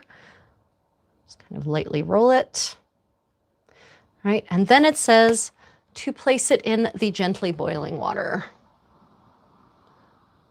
Okay, but I think I'm going to actually make several of these and then place them all in at the same time so that we can kind of have a better visual that way. And when I made this last week, it was definitely, I didn't let it sit. And that was, I forget, it was one of you very clever and one of my regular followers, and I apologize that I don't remember who it was, who commented, maybe if you let it sit, it would have a better outcome. And I thought, that's a good point, isn't it? And that's something as an experienced cook I should have thought of myself, but I didn't. And that's why I love having you all as my community, because you have great ideas that complement my maybe not so great ideas and make my ideas better. Okay, and I can tell you this feels like a light and airy version of Play-Doh. Did any of you ever play with Play-Doh growing up? This is what it feels like. It's actually very pleasant to work with. It feels very nice. The sensation, for those of you who are into, I don't know, is texture ASMR a thing? If it isn't, it should be, because this definitely has a very nice, fluffy, it feels fluffy. It feels fluffy. Very pleasant texture. You know, there's some things when you roll them between your hands, it's sticky and it's unpleasant. This is not that at all. This is very nice. I like this. Lightly dredging in the flour. Sitting off to the side.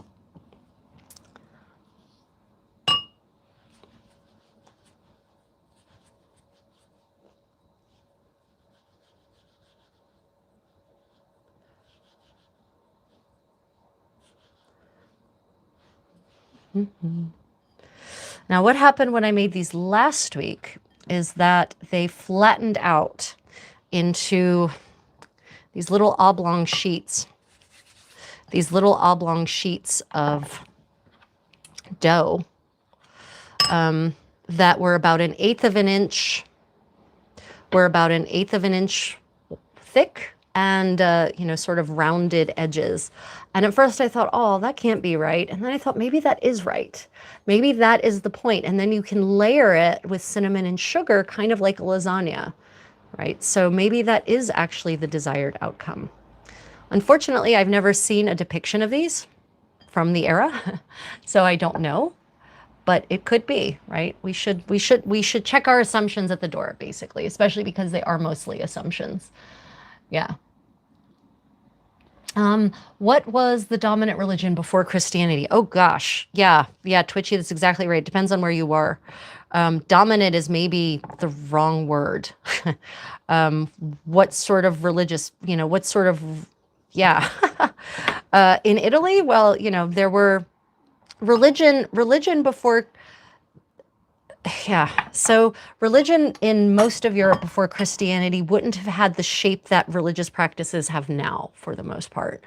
You just wouldn't have, it was much, there wasn't, as far as we can tell, there wasn't a central institution really controlling any particular dogma or catechism, right?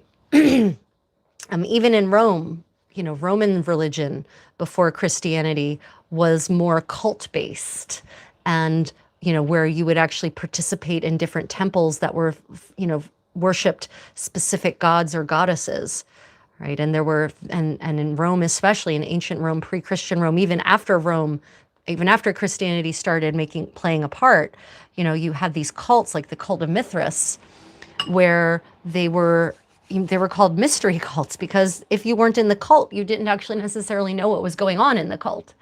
And cult here I'm using as a sort of kind of, not in the modern sense of the word cult, but in terms of a system of belief, of worship that focuses, Christianity is a cult, for instance, technically. So it was, yeah, depends very much on where you were in Europe. What was the dominant religion or set of religions or religious practices? In many ways, Judaism and Buddhism, those are kind of unique in certain ways. And Christianity and Islam are offshoots of Judaism, as much as people maybe don't want to hear me say that, but there it is. So, it's religion isn't always practiced in that kind of institutional manner, I guess is my point. And in that not just institutionalized, but centralized manner. Yeah, before Christianity, a lot of different, and in some cases we don't know because written records weren't left, so we don't necessarily know specifically what was practiced before, and that's why you get a lot of creative history about pre-Christianity in Europe, shall we say. Twitchy knows what I'm talking about. Claims that yeah. Anyway, I don't want to wander down that road. Yeah. I'm going to, the London Mithraeum in August. Yeah. Yeah. The Mithras temples are very interesting, right? The mystery cult of Mithras.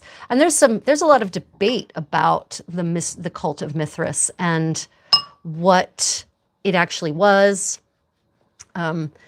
how, what Mithras actually represented. There's a lot of it. So if you've never heard of the cult of Mithras, check it out. It's interesting.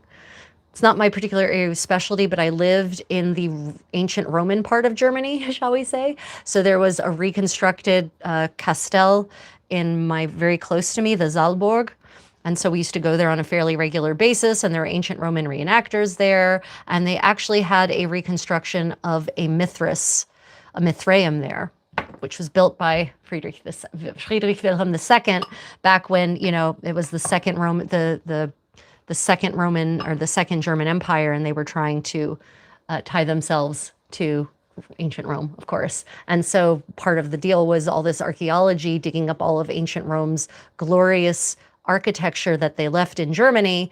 And part of that was reconstructing it to really bring it fully to life for people to see the kind of glory that was once Roman Germany, including a Mithraeum.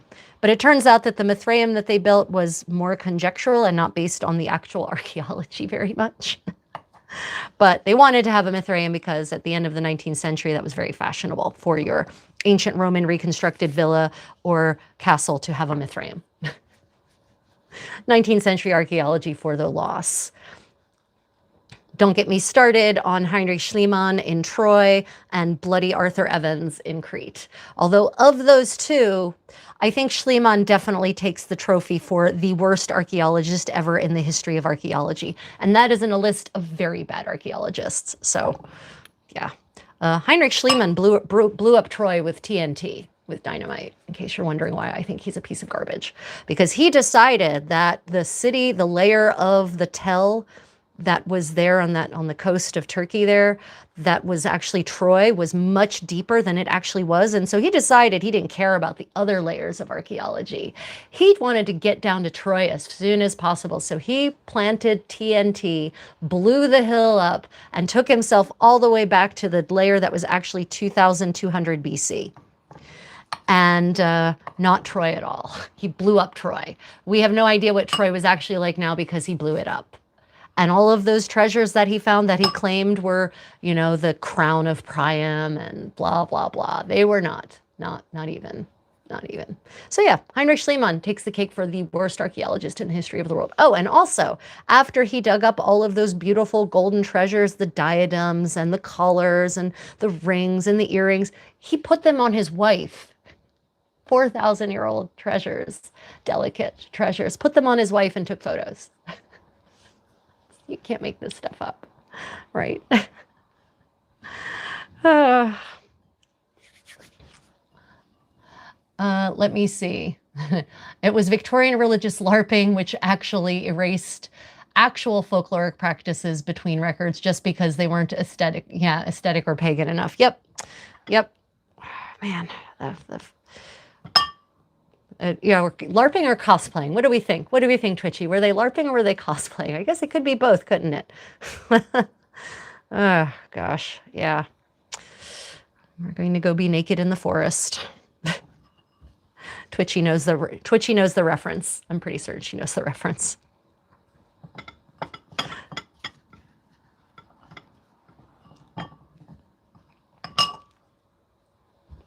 Okay, down to our down to our last little finger.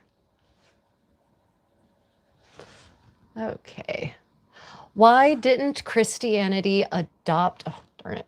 Why didn't Christianity adopt American gods as saints like they did in Ireland? Oh, they did. Oh, Susan. Oh, no, they did. They did. They found parallels. You're talking about, yeah, no, they did in South America, Latin America. They did. That happened. That's a thing that happened. There was absolutely syncretism that happened there, 100%. They just gave them Spanish names, but yeah, it did happen. That was there were a lot of, there's a reason that Christianity actually had decent uptake, and it wasn't just because it was forced in Central America and in South America, because they saw real parallels in this man who bled and suffered and was sacrificed, right? That was something that they could relate to on a religious level. So they did.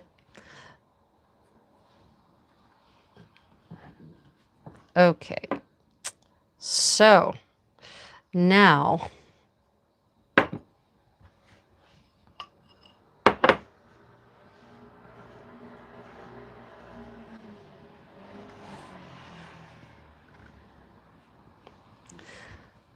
and I am not a professor of religion. It is not my particular area of expertise. So, I've read up on it somewhat, but, nothing, not at any kind of like PhD level. Oh, Parth, lovely to see you back. Welcome. I want to say that the archaeologist who stole Nefertiti's bust might be the seconds against Schliemann. At least they stole it, but at least they didn't, destroy it with TNT or turn it into something it wasn't in the case of Arthur Evans and Knossos, right? Okay, so let's look at come to our pot area.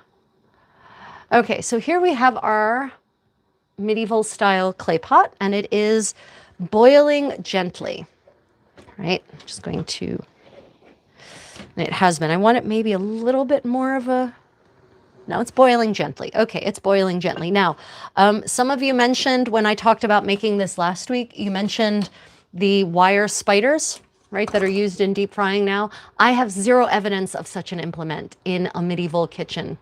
None. And not in the 16th century either. What I have seen are basically like a metal plate that has holes punched in it. And that would be very effective if I had that, but I have nothing like that. So we'll be using a slotted spoon again, which is probably going to result in sadness for me, but there it is. I'm going to get out a plate to put these on.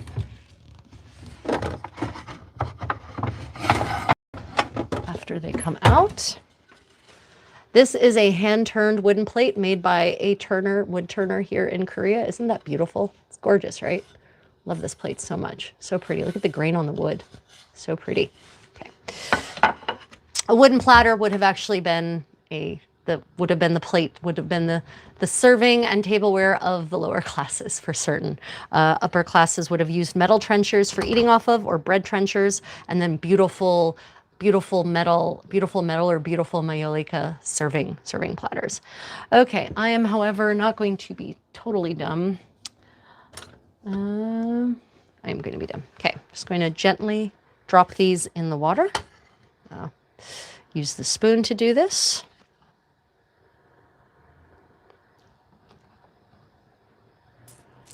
Now, when you introduce something to oil or water, you may have to turn the heat up a little bit, because putting the thing in there is actually going to cause the water temperature, the medium temperature, to drop. and you might not want that to happen.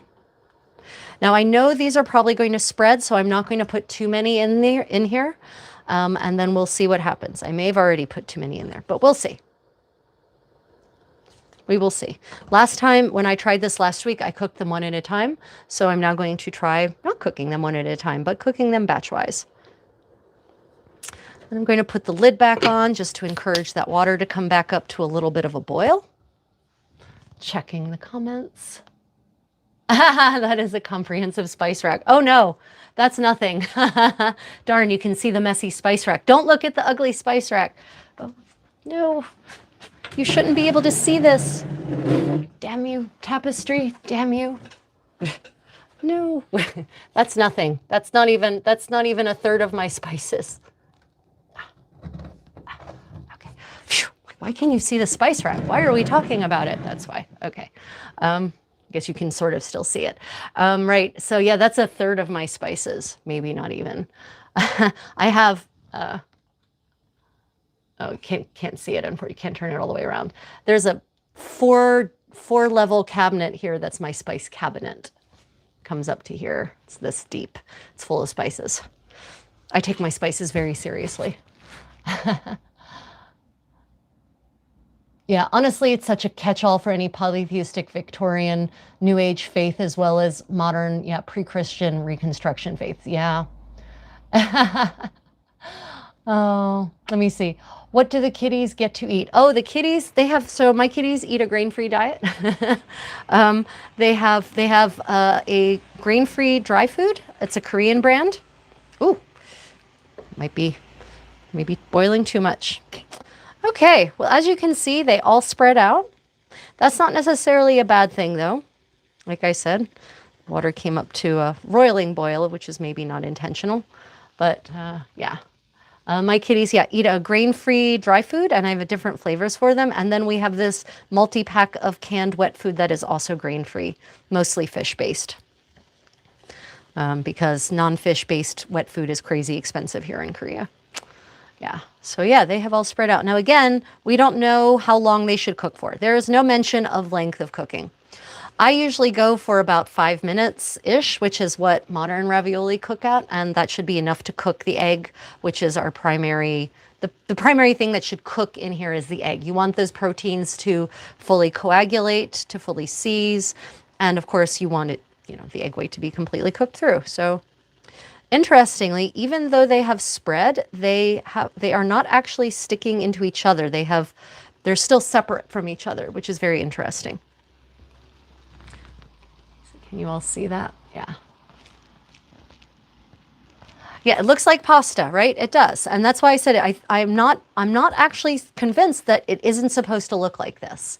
Part of me really thinks this might be the intention, and that putting them in the finger shapes is a way to ensure, to find my strainer, is a way to ensure that they come out in this size and shape like noodles. Because if you actually rolled them out and made them thin, then they might melt out even further, right? But starting them thicker gives them the chance to melt into this shape. It's a theory I have, anyway. Again, I don't know though. Maybe they are supposed to somehow be more dumpling shaped. But this works out really well because then you can make a bunch of these, layer them on in I'm actually going to put them in a strainer first. Layer them on a plate, sprinkle them with cinnamon and sugar as is stipulated, and you're good to go. So I'm going to put these in a strainer first. The recipe doesn't say anything like that. It doesn't even say that you should strain them, but it's kind of obvious that you should, right? This is another way in which these recipes just don't always give you all the details. Okay, I feel like it's been about that long. I'm going to try the big spatula, actually.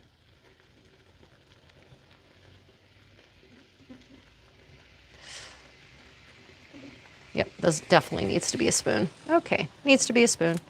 No problem.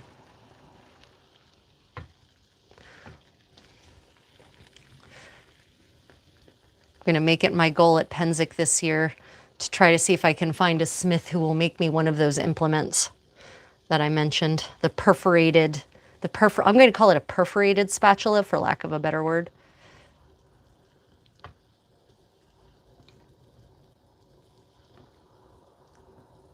You can really smell the saffron coming out of the water. Yeah, here we go.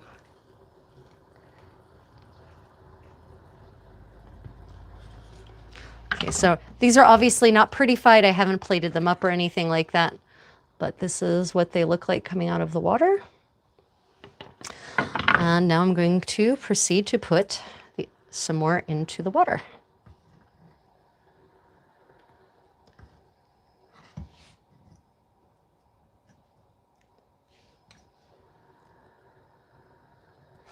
Seems like 5 is about the number that this pot can handle. It's a small pot. And honestly, it's the size in terms of the aperture. It's about the size of your average medieval pot in terms of what has survived. They did have way bigger pots. There were bigger pots in the Middle Ages for certain. But you know, your average kind of home setup would be something about this size. And what's interesting about this recipe is that once they cool a little bit, they actually get firm, but they still retain this spongy, airy quality. It's very unique. Keto pasta, the wave of the future. Yeah. Yeah, 10 Hail Marys is like 1,000. Yeah, exactly. So sometimes when they do give timings, the few cookbooks that give timings, very few, they will never talk about minutes or hours, right? They will talk about cook it for the length of time it takes to say 1 Pater Noster, 1 Our Father, or 3 Hail Marys, or something like that. Yeah, that's a good, when the cookbooks do give you timings, but again, they very rarely do. They very rarely give you timings. It's not a concern because these recipes are, again, I'll say it again, are not meant to be made by just anyone. They are meant to be made by the person who wrote them for a patron who will pay them well to do so. So, you know, you can't view these annoyingly vague cookbooks from the lens of a modern cookbook. That's not their intention. Their intention is to intrigue, not to inform. Is probably the best way to say it. And God knows it works. Those of us who read these medieval recipes go, ooh, this sounds like it could be really good. And then we start thinking about it and we realize, but how do you actually make this dish? Which is part of the fun, right? That's part of the fun in exploring these recipes. Okay, so the last part of the recipe says to boil them gently so that they do not break. Well, one of them broke, but shh. Remove them when they have boiled. When they have boiled, great, okay. And place them in bowls with cinnamon and sugar, right? It says nothing about straining it first, but you can kind of guarantee that you're not going to want just kind of water sloshed into a plate that's going to be served. So I think we can take it for granted that it should be strained first and then placed into a nice bowl. And I've got a nice bowl, actually. Really nice bowl.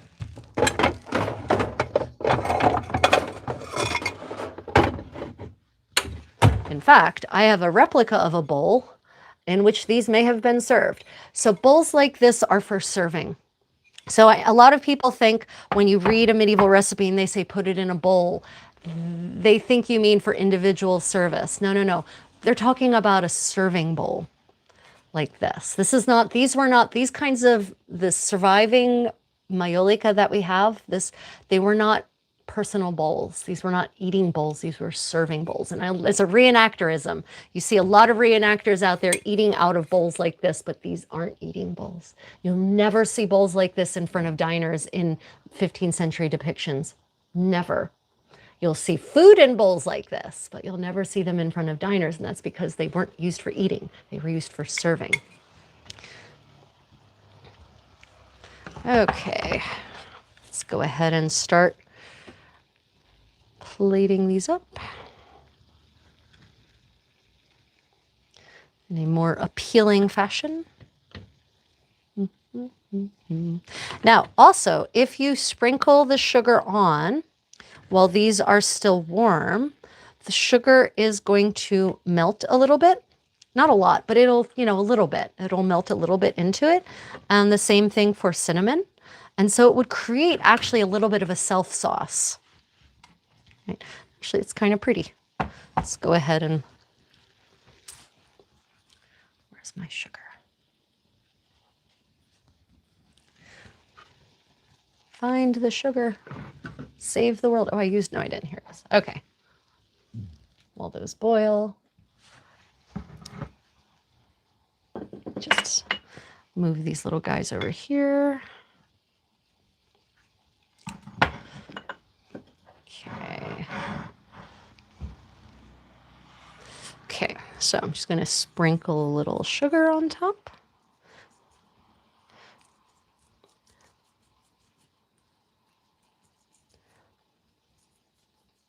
Okay, little sugar,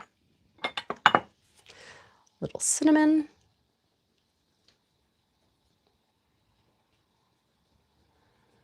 Okay. And thus it would be served forth. I actually think the little pinwheel effect is pretty, actually, especially in this plate. I could have centered it better. I should have centered it better. That's on me. I get fired, I guess. Yeah, so here's how the finished product looks. And there's a little piece here. Give it a taste. Again, I'm always shocked every time I eat one of these. It's light, it's fluffy, chewy, but not hard. Like, it's chewy enough that you have to work for it. It's not chewy enough that it's unpleasant, but it's still also light and fluffy at the same time. It's spongy. Spongy in a lovely, wonderful way. Yep, so Bianchi, ravioli Bianchi. Absolutely a dish I can recommend. And the nice thing about it, again, there's not enough sugar in here to be sweet. There's enough just to take the edge off of the mozzarella being very salty and very nutty in flavor. And the cinnamon just really complements the saffron so well. It's quite lovely and an interesting effect. So it looks a little yellow, but by tomorrow that yellow is going to get more bright. Overnight it oxidizes, some kind of set of chemical reactions happen, and the yellow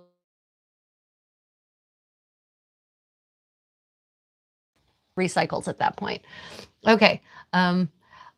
Yeah, so I don't eat sugar, so this isn't real sugar. You're right, I don't. This isn't real sugar. This is erythritol, but it looks like sugar. Shh. You're absolutely right. I don't. Sugar, refined sugar cane makes me feel sick. Yeah, the unrefined sugar cane, I don't have that problem because it still has micronutrients and fiber and whatnot in it, but I can't. Refined sugar makes me feel ill. Sugarcane sugar makes me feel ill. You're right, it's not real sugar. Shh, it looks like real sugar though. Allulose is another natural sugar that I can eat that doesn't make me feel sick, but also not sugarcane. Yep. Oh, the spatula is awesome. Yeah, so this was handmade by a wood turner here in Daegu, South Korea. I bought 2 of these. She was shocked. So I feel so awful for artisans these days, right? Like they feel that they have to defend their amazing work because handcrafted spatula, it's made out of, I think it's made out of maple, but it might be oak. It's a hardwood anyway, right? So here we have this beautiful, beautiful, large hand-turned spatula. And she was at a special expo here in Daegu for craftsmen for their handmade items, the handmade Daegu, I think it was called. So lots of great items for sale. And the artisans were actually selling them. And I saw this beautiful booth with these beautiful, this was also one of her pieces. Isn't that nice? Look at that. Isn't that gorgeous? Right? And she had these beautiful items. And I'm a big, I hate plastics. I hate contributing microplastics. And I'm working to eliminate them from our lives as much as possible. So saw these spatulas and I was like, I want one of those. So I asked her how much it was. And I could tell the way she was reacting. She was expecting me, especially probably as an American, to not be willing to pay what it was worth. And she said, well, it's 40,000 won, so that's like $30. Hand turned, right? And she tried to explain to me, but it's hand turned. And here's a picture. She was using a lathe, like a leg powered lathe, not an electric lathe. And, you know, I learned this trade from my father and my grandfather. Like she tried to really justify what I thought was a perfectly reasonable price. So I bought 2 of them. And then she tossed this in for free. So yeah, isn't that, it's a nice spatula, isn't it? Okay, these are definitely done at this point. Okay, so let's go back. Oh, Sean, I've been around. I don't know, where have you been? I've got a whole bunch of, check out the live stream blog. I've been live streaming. Okay, take this out. But nice to see you again, Sean.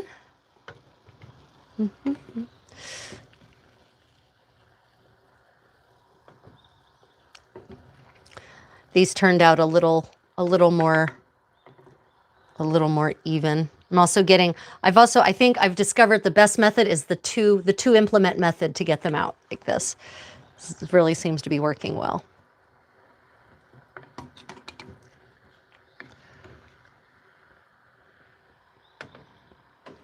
Okay, and then we have one last batch to go. Again, I'm not going to put my fingers that near the steam. For those who don't know, maybe you don't cook very much and so you haven't figured this out yet. Steam will burn you and will scald you and will leave you with blisters and can give you up to 3rd-degree burns if it's bad enough. So be wary of steam. I have a friend, one of my mother's friends, when I was little, she took something out of the microwave and it had a plastic on top, plastic user. And she wasn't paying attention and she ripped the plastic off, and the gush of boiling steam that came out got her hands and her forearms, and she needed skin grafts. So yeah, beware of the steam. Yep. Oh, Husafel, we're almost done with, at this point, welcome back, first off. We're almost done with the Ravioli Bianchi, which I made while we talked about Transylvanian food last week, but I decided to actually do a proper cook through of them. So here's what they look like. These are basically keto ravioli, right? They are gluten-free, wheat-free, almost grain-free, with just a tiny bit of dusting of rice flour at the end to keep them from sticking to each other. They have been dusted with sugar, which is actually erythritol, but and cinnamon at the end. Yep. Yep, they are quite delicious. They are really quite tasty. And then these are the ones that just came out. And I know they don't look great. They look like tapeworms or something, but they dress up, they clean up really nicely in the serving of them. Yeah, they are super yummy. So basically, everyone, this is just egg white, mozzarella or provatura cheese, cinnamon, ginger, saffron, a tiny bit of sugar, and butter. And that's all mixed together into a mass, and then it's rolled into finger length and finger width dumplings, and then it's boiled gently in water, then topped with a tiny sprinkling of sugar or sweetener of your choice, and cinnamon. And if you, instead of sugar, if you wanted to use honey, you could. But I can tell you that by the 15th century, honey is the poor substitute for sugar. A lot of the recipes say, and if you don't have sugar, then you can use honey. Whereas now honey is more expensive than sugar, right? Again, this is another way in which we've completely inverted from the conditions of the medieval world. So many ways in which that has happened. Wheat flour is now cheap. White wheat flour used to be the luxury item. Sugar is now cheap. It used to be the super luxury item. Honey used to be the cheaper option, and now it's super expensive. We've just topsy-turvy world, really. Yeah, it's really super tasty. Really super tasty. So my plan is, but these are rich. Like one of these is really satiating. So I'm going to actually put these in a glass container, a leftover container. I'm going to pop them in the fridge. And then every time I get a cheese craving, I'm going to take one of these out and snack on them.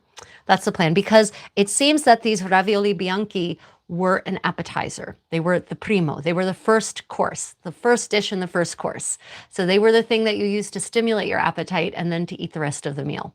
And in the case of the meal, I mean like 3 to 5 courses with 5 to 7 dishes each. So you wouldn't eat much of this. That's why it can be rich, because you would have just one and then move on to the next food. Like this is medieval feast. Dining at a medieval feast is it's very hard for modern people. Modern Westerners in particular. because we're used to like single dish meals. We're not accustomed to a meal that consists of 27 different dishes, and therefore having to eat a little of everything and not just scarf down at the first course that is served. But in a medieval banquet, the first course would have 5 to 7 dishes, but you would just get just a little bit, like a little piece of meat, of each kind of meat, a little serving of, if they actually served any vegetables, of the vegetables. And then there'd be a long gap between the next course. And so there would be lots of time. It's slow eating, but also small eating. And modern people, Westerners, Americans, and Europeans, especially when they sit down at a medieval feast, they scarf down on the bread that's generally on the table, and they fill up on the first dishes to come out, and then there's 27 more dishes left with no room in their stomach. So you actually have to really train yourself to eat medievally. You really do. Yeah. Yeah, more closely resembles five-course fine dining than conventional Western cuisine. Yep, yep, absolutely. Yeah, and a lot of people haven't actually experienced five-course dining. I have, because I cruise a lot on Cunard, and so I've been eating five-course dining for most of my adult life at this point when I go on, on vacation. But that's not, yeah, it's definitely not what most people eat, the way most people eat these days. And to be frank, it wasn't the way most people ate in the Middle Ages either. We're talking the top 20% of the population, which is maybe a larger percentage than most people realize. So we're talking the top 20% of the population, which means that, the rest of the people are generally eating one dish meals. They're eating a lot on regular days, they're eating pottage. They're eating pottage, and more pottage. Pottage is a kind of stew. But the pottage would differ every day, right? It wouldn't be the same pottage every day. There would be different ingredients from day to day based on seasonal availability. But even still, it would generally be pottage and bread. That would be the average meal. But even at the lower socioeconomic echelons of society in medieval Europe, they also had feast days where they actually had feasts, where they actually did have a few dishes with wonderful spices in them. People were not as impoverished in medieval Europe as modern people think. The real poverty that most people imagine when they imagine the medieval world is the Victorian era. Wow, these actually melted a little bit more weirdly. Oh, I think that's because my water is no longer water. So some of the butter and the cheese fat melted out into, I might have to actually add water to this to get it to come out. The water is boiled down, and I think all that's left in my pot is now cheese, basically butter fat.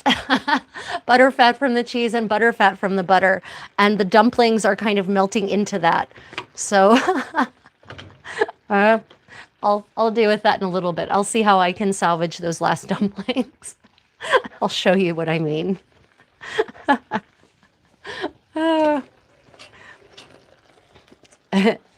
This is what I mean. So you see that yellow concoction? That's not just saffron. That's like butter yellow also.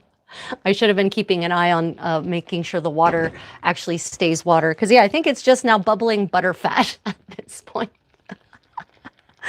Oh, and I think a little bit of rice flour. So it's basically made like a roux of kinds. I'll deal with that in a little bit. Okay. Right. Yeah. Let me see. Was beef jerky, dried meat, popular in medieval days? Beef jerky, like we would understand it, not really. It depends on where you were, right? Like and it was more like fish jerky, actually, up in Scandinavia. They had salted meat. They absolutely had salted meat, but they wouldn't eat it like we do. They didn't eat it like a snack, right? Salted meat was used in dishes. So they would salt the meat and dry it to preserve it. And then they would bring the salted meat out. They would rehydrate it, soak the salt out of it, and then use it in stews, right? So yes, they had salted meat, 100%. Was it jerky like we have? Not really. And it definitely wasn't consumed in the same way, at least as far as I can tell.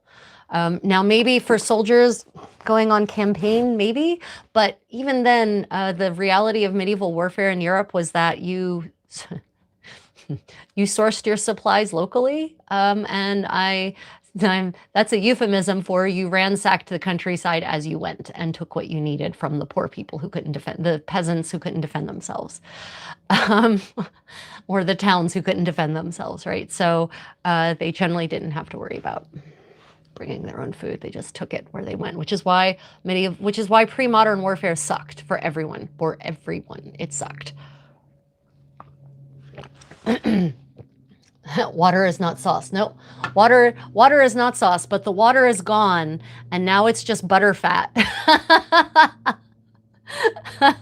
Water is not sauce, but now the water's gone, and it's just butter fat melted out of the cheese, and the butter melted a little bit out of the dumplings with some saffron flavoring in it. It's now a sauce.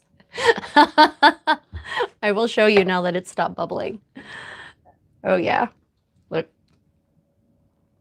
Yep, it's even thick. Look at how slowly it's dripping. Oh yeah, that's really good. Mm.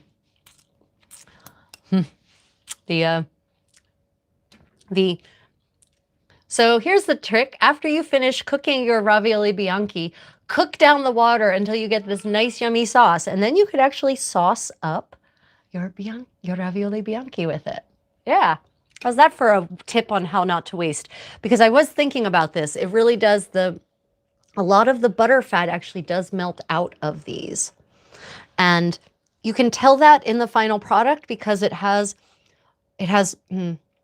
more of a protein flavor, more protein and less fat. So then you end up with this really rich, enriched water, right? Well, if you cook the water away, then you end up with all the yummy butter fat. So yeah, it's yummy. I would eat that. I would eat that with a spoon.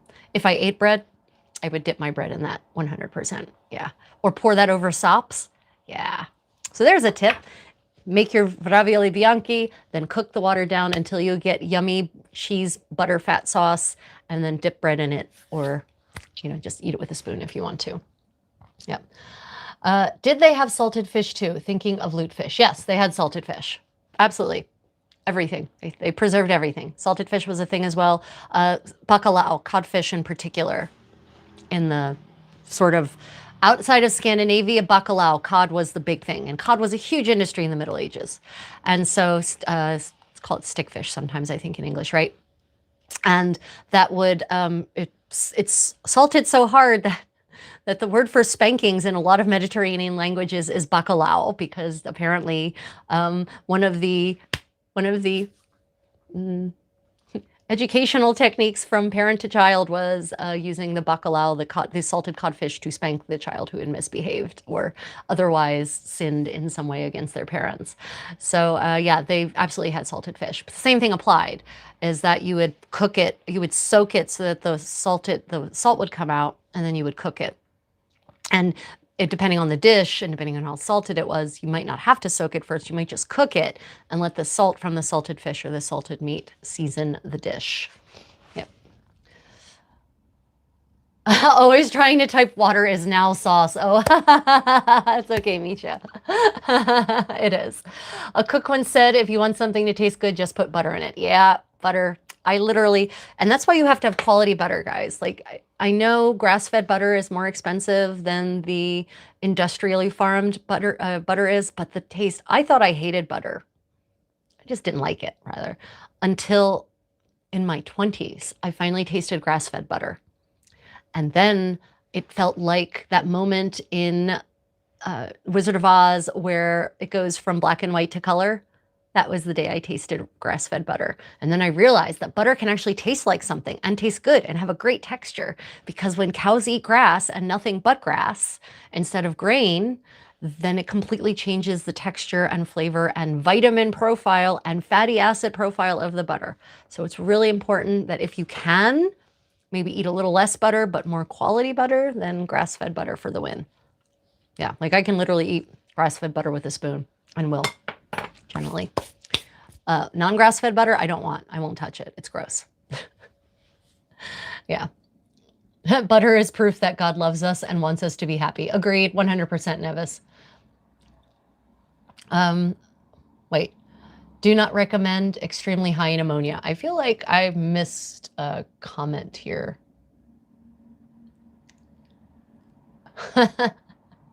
Oh, Gelvaline, lovely to see you again. I even put butter in my porridge. Oh, yes, adds a depth of flavor you don't get with just straight milk. 100%, Ayla. I'm a butter and porridge person myself. Don't care what kind of porridge. Could be rice porridge, because in Asia they have rice porridge, right? That's a big breakfast food is rice porridge.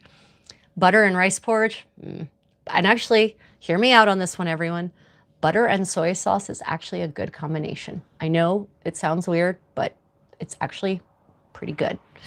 Yep. Especially if you add an egg to it. Oh, butter gives you horrible acne. I am so sorry to hear that. That is depressing. Oh, I'm really sorry to hear that.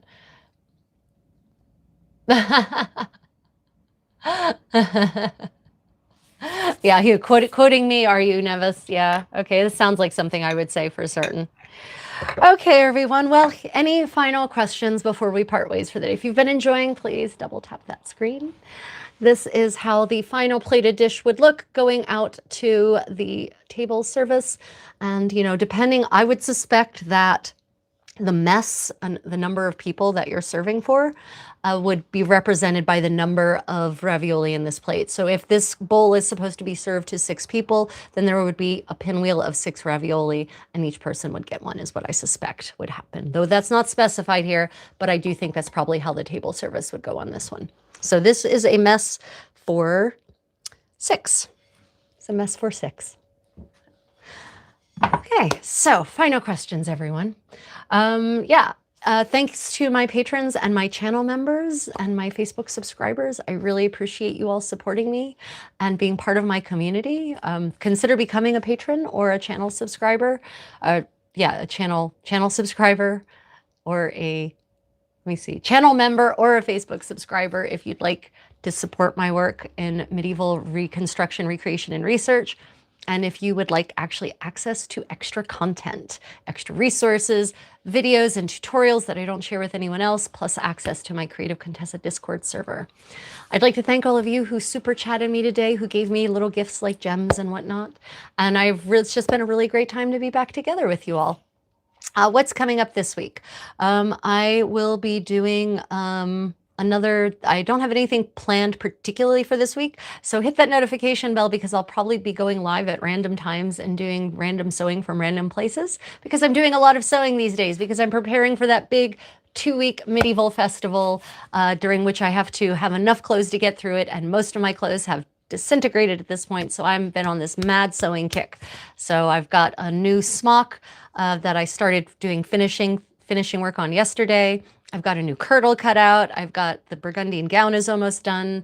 I'm planning on cutting out and making hopefully a new cotta for my red and gold ball that I'm hosting at this event called Penzik. And at Penzik, it's a big 2-week event, I'll be doing lots of live streaming. We'll be doing interviews with artisans who are selling their handmade reconstruction medieval items. We'll be doing live stream medieval camp setup, so you can see me set up my giant pavilion and all the furnishings and ask questions about that and learn about an actual authentic medieval camp setup, authentic glamping setup. And we'll be doing some medieval story times and medieval sewing parties live stream from that event. So stay tuned for that. It's going to be 2 weeks of lots of activity. And in the meanwhile, I'll be probably doing another cooking party this coming weekend and medieval sewing parties at random times, but definitely something again on the weekend for certain. Okay, have I ever made my own butter? Yes, I have made my own butter. I love butter making too. It's very gratifying. It's very relaxing. I do love making my own butter, especially if I can get a hold of really good grass-fed butter, which I can't really here in Korea. Getting grass-fed dairy, there is not a lot of territory for grazing cattle here, unfortunately. This is a land of mountains and not much in the way of flat, and cows don't generally make great mountain animals. There are no mountain meadows really. So getting grass-fed dairy milk here is almost impossible. So yeah, when I have access to grass-fed milk, I love, or grass-fed cream. I love making butter. It is fun and it's easy. Butter, it's much easier to make butter than people imagine. It really is. Yeah. Yeah. Okay, everyone. Well, until next time, may your adventures in medieval history be creative. If you had questions and I didn't answer them, it's not because I was ignoring you, it's because I was cooking. And just pop them in the comments when the video finally posts, the recording of this live stream posts, and I will answer them. Okay, everyone, until next time, stay creative.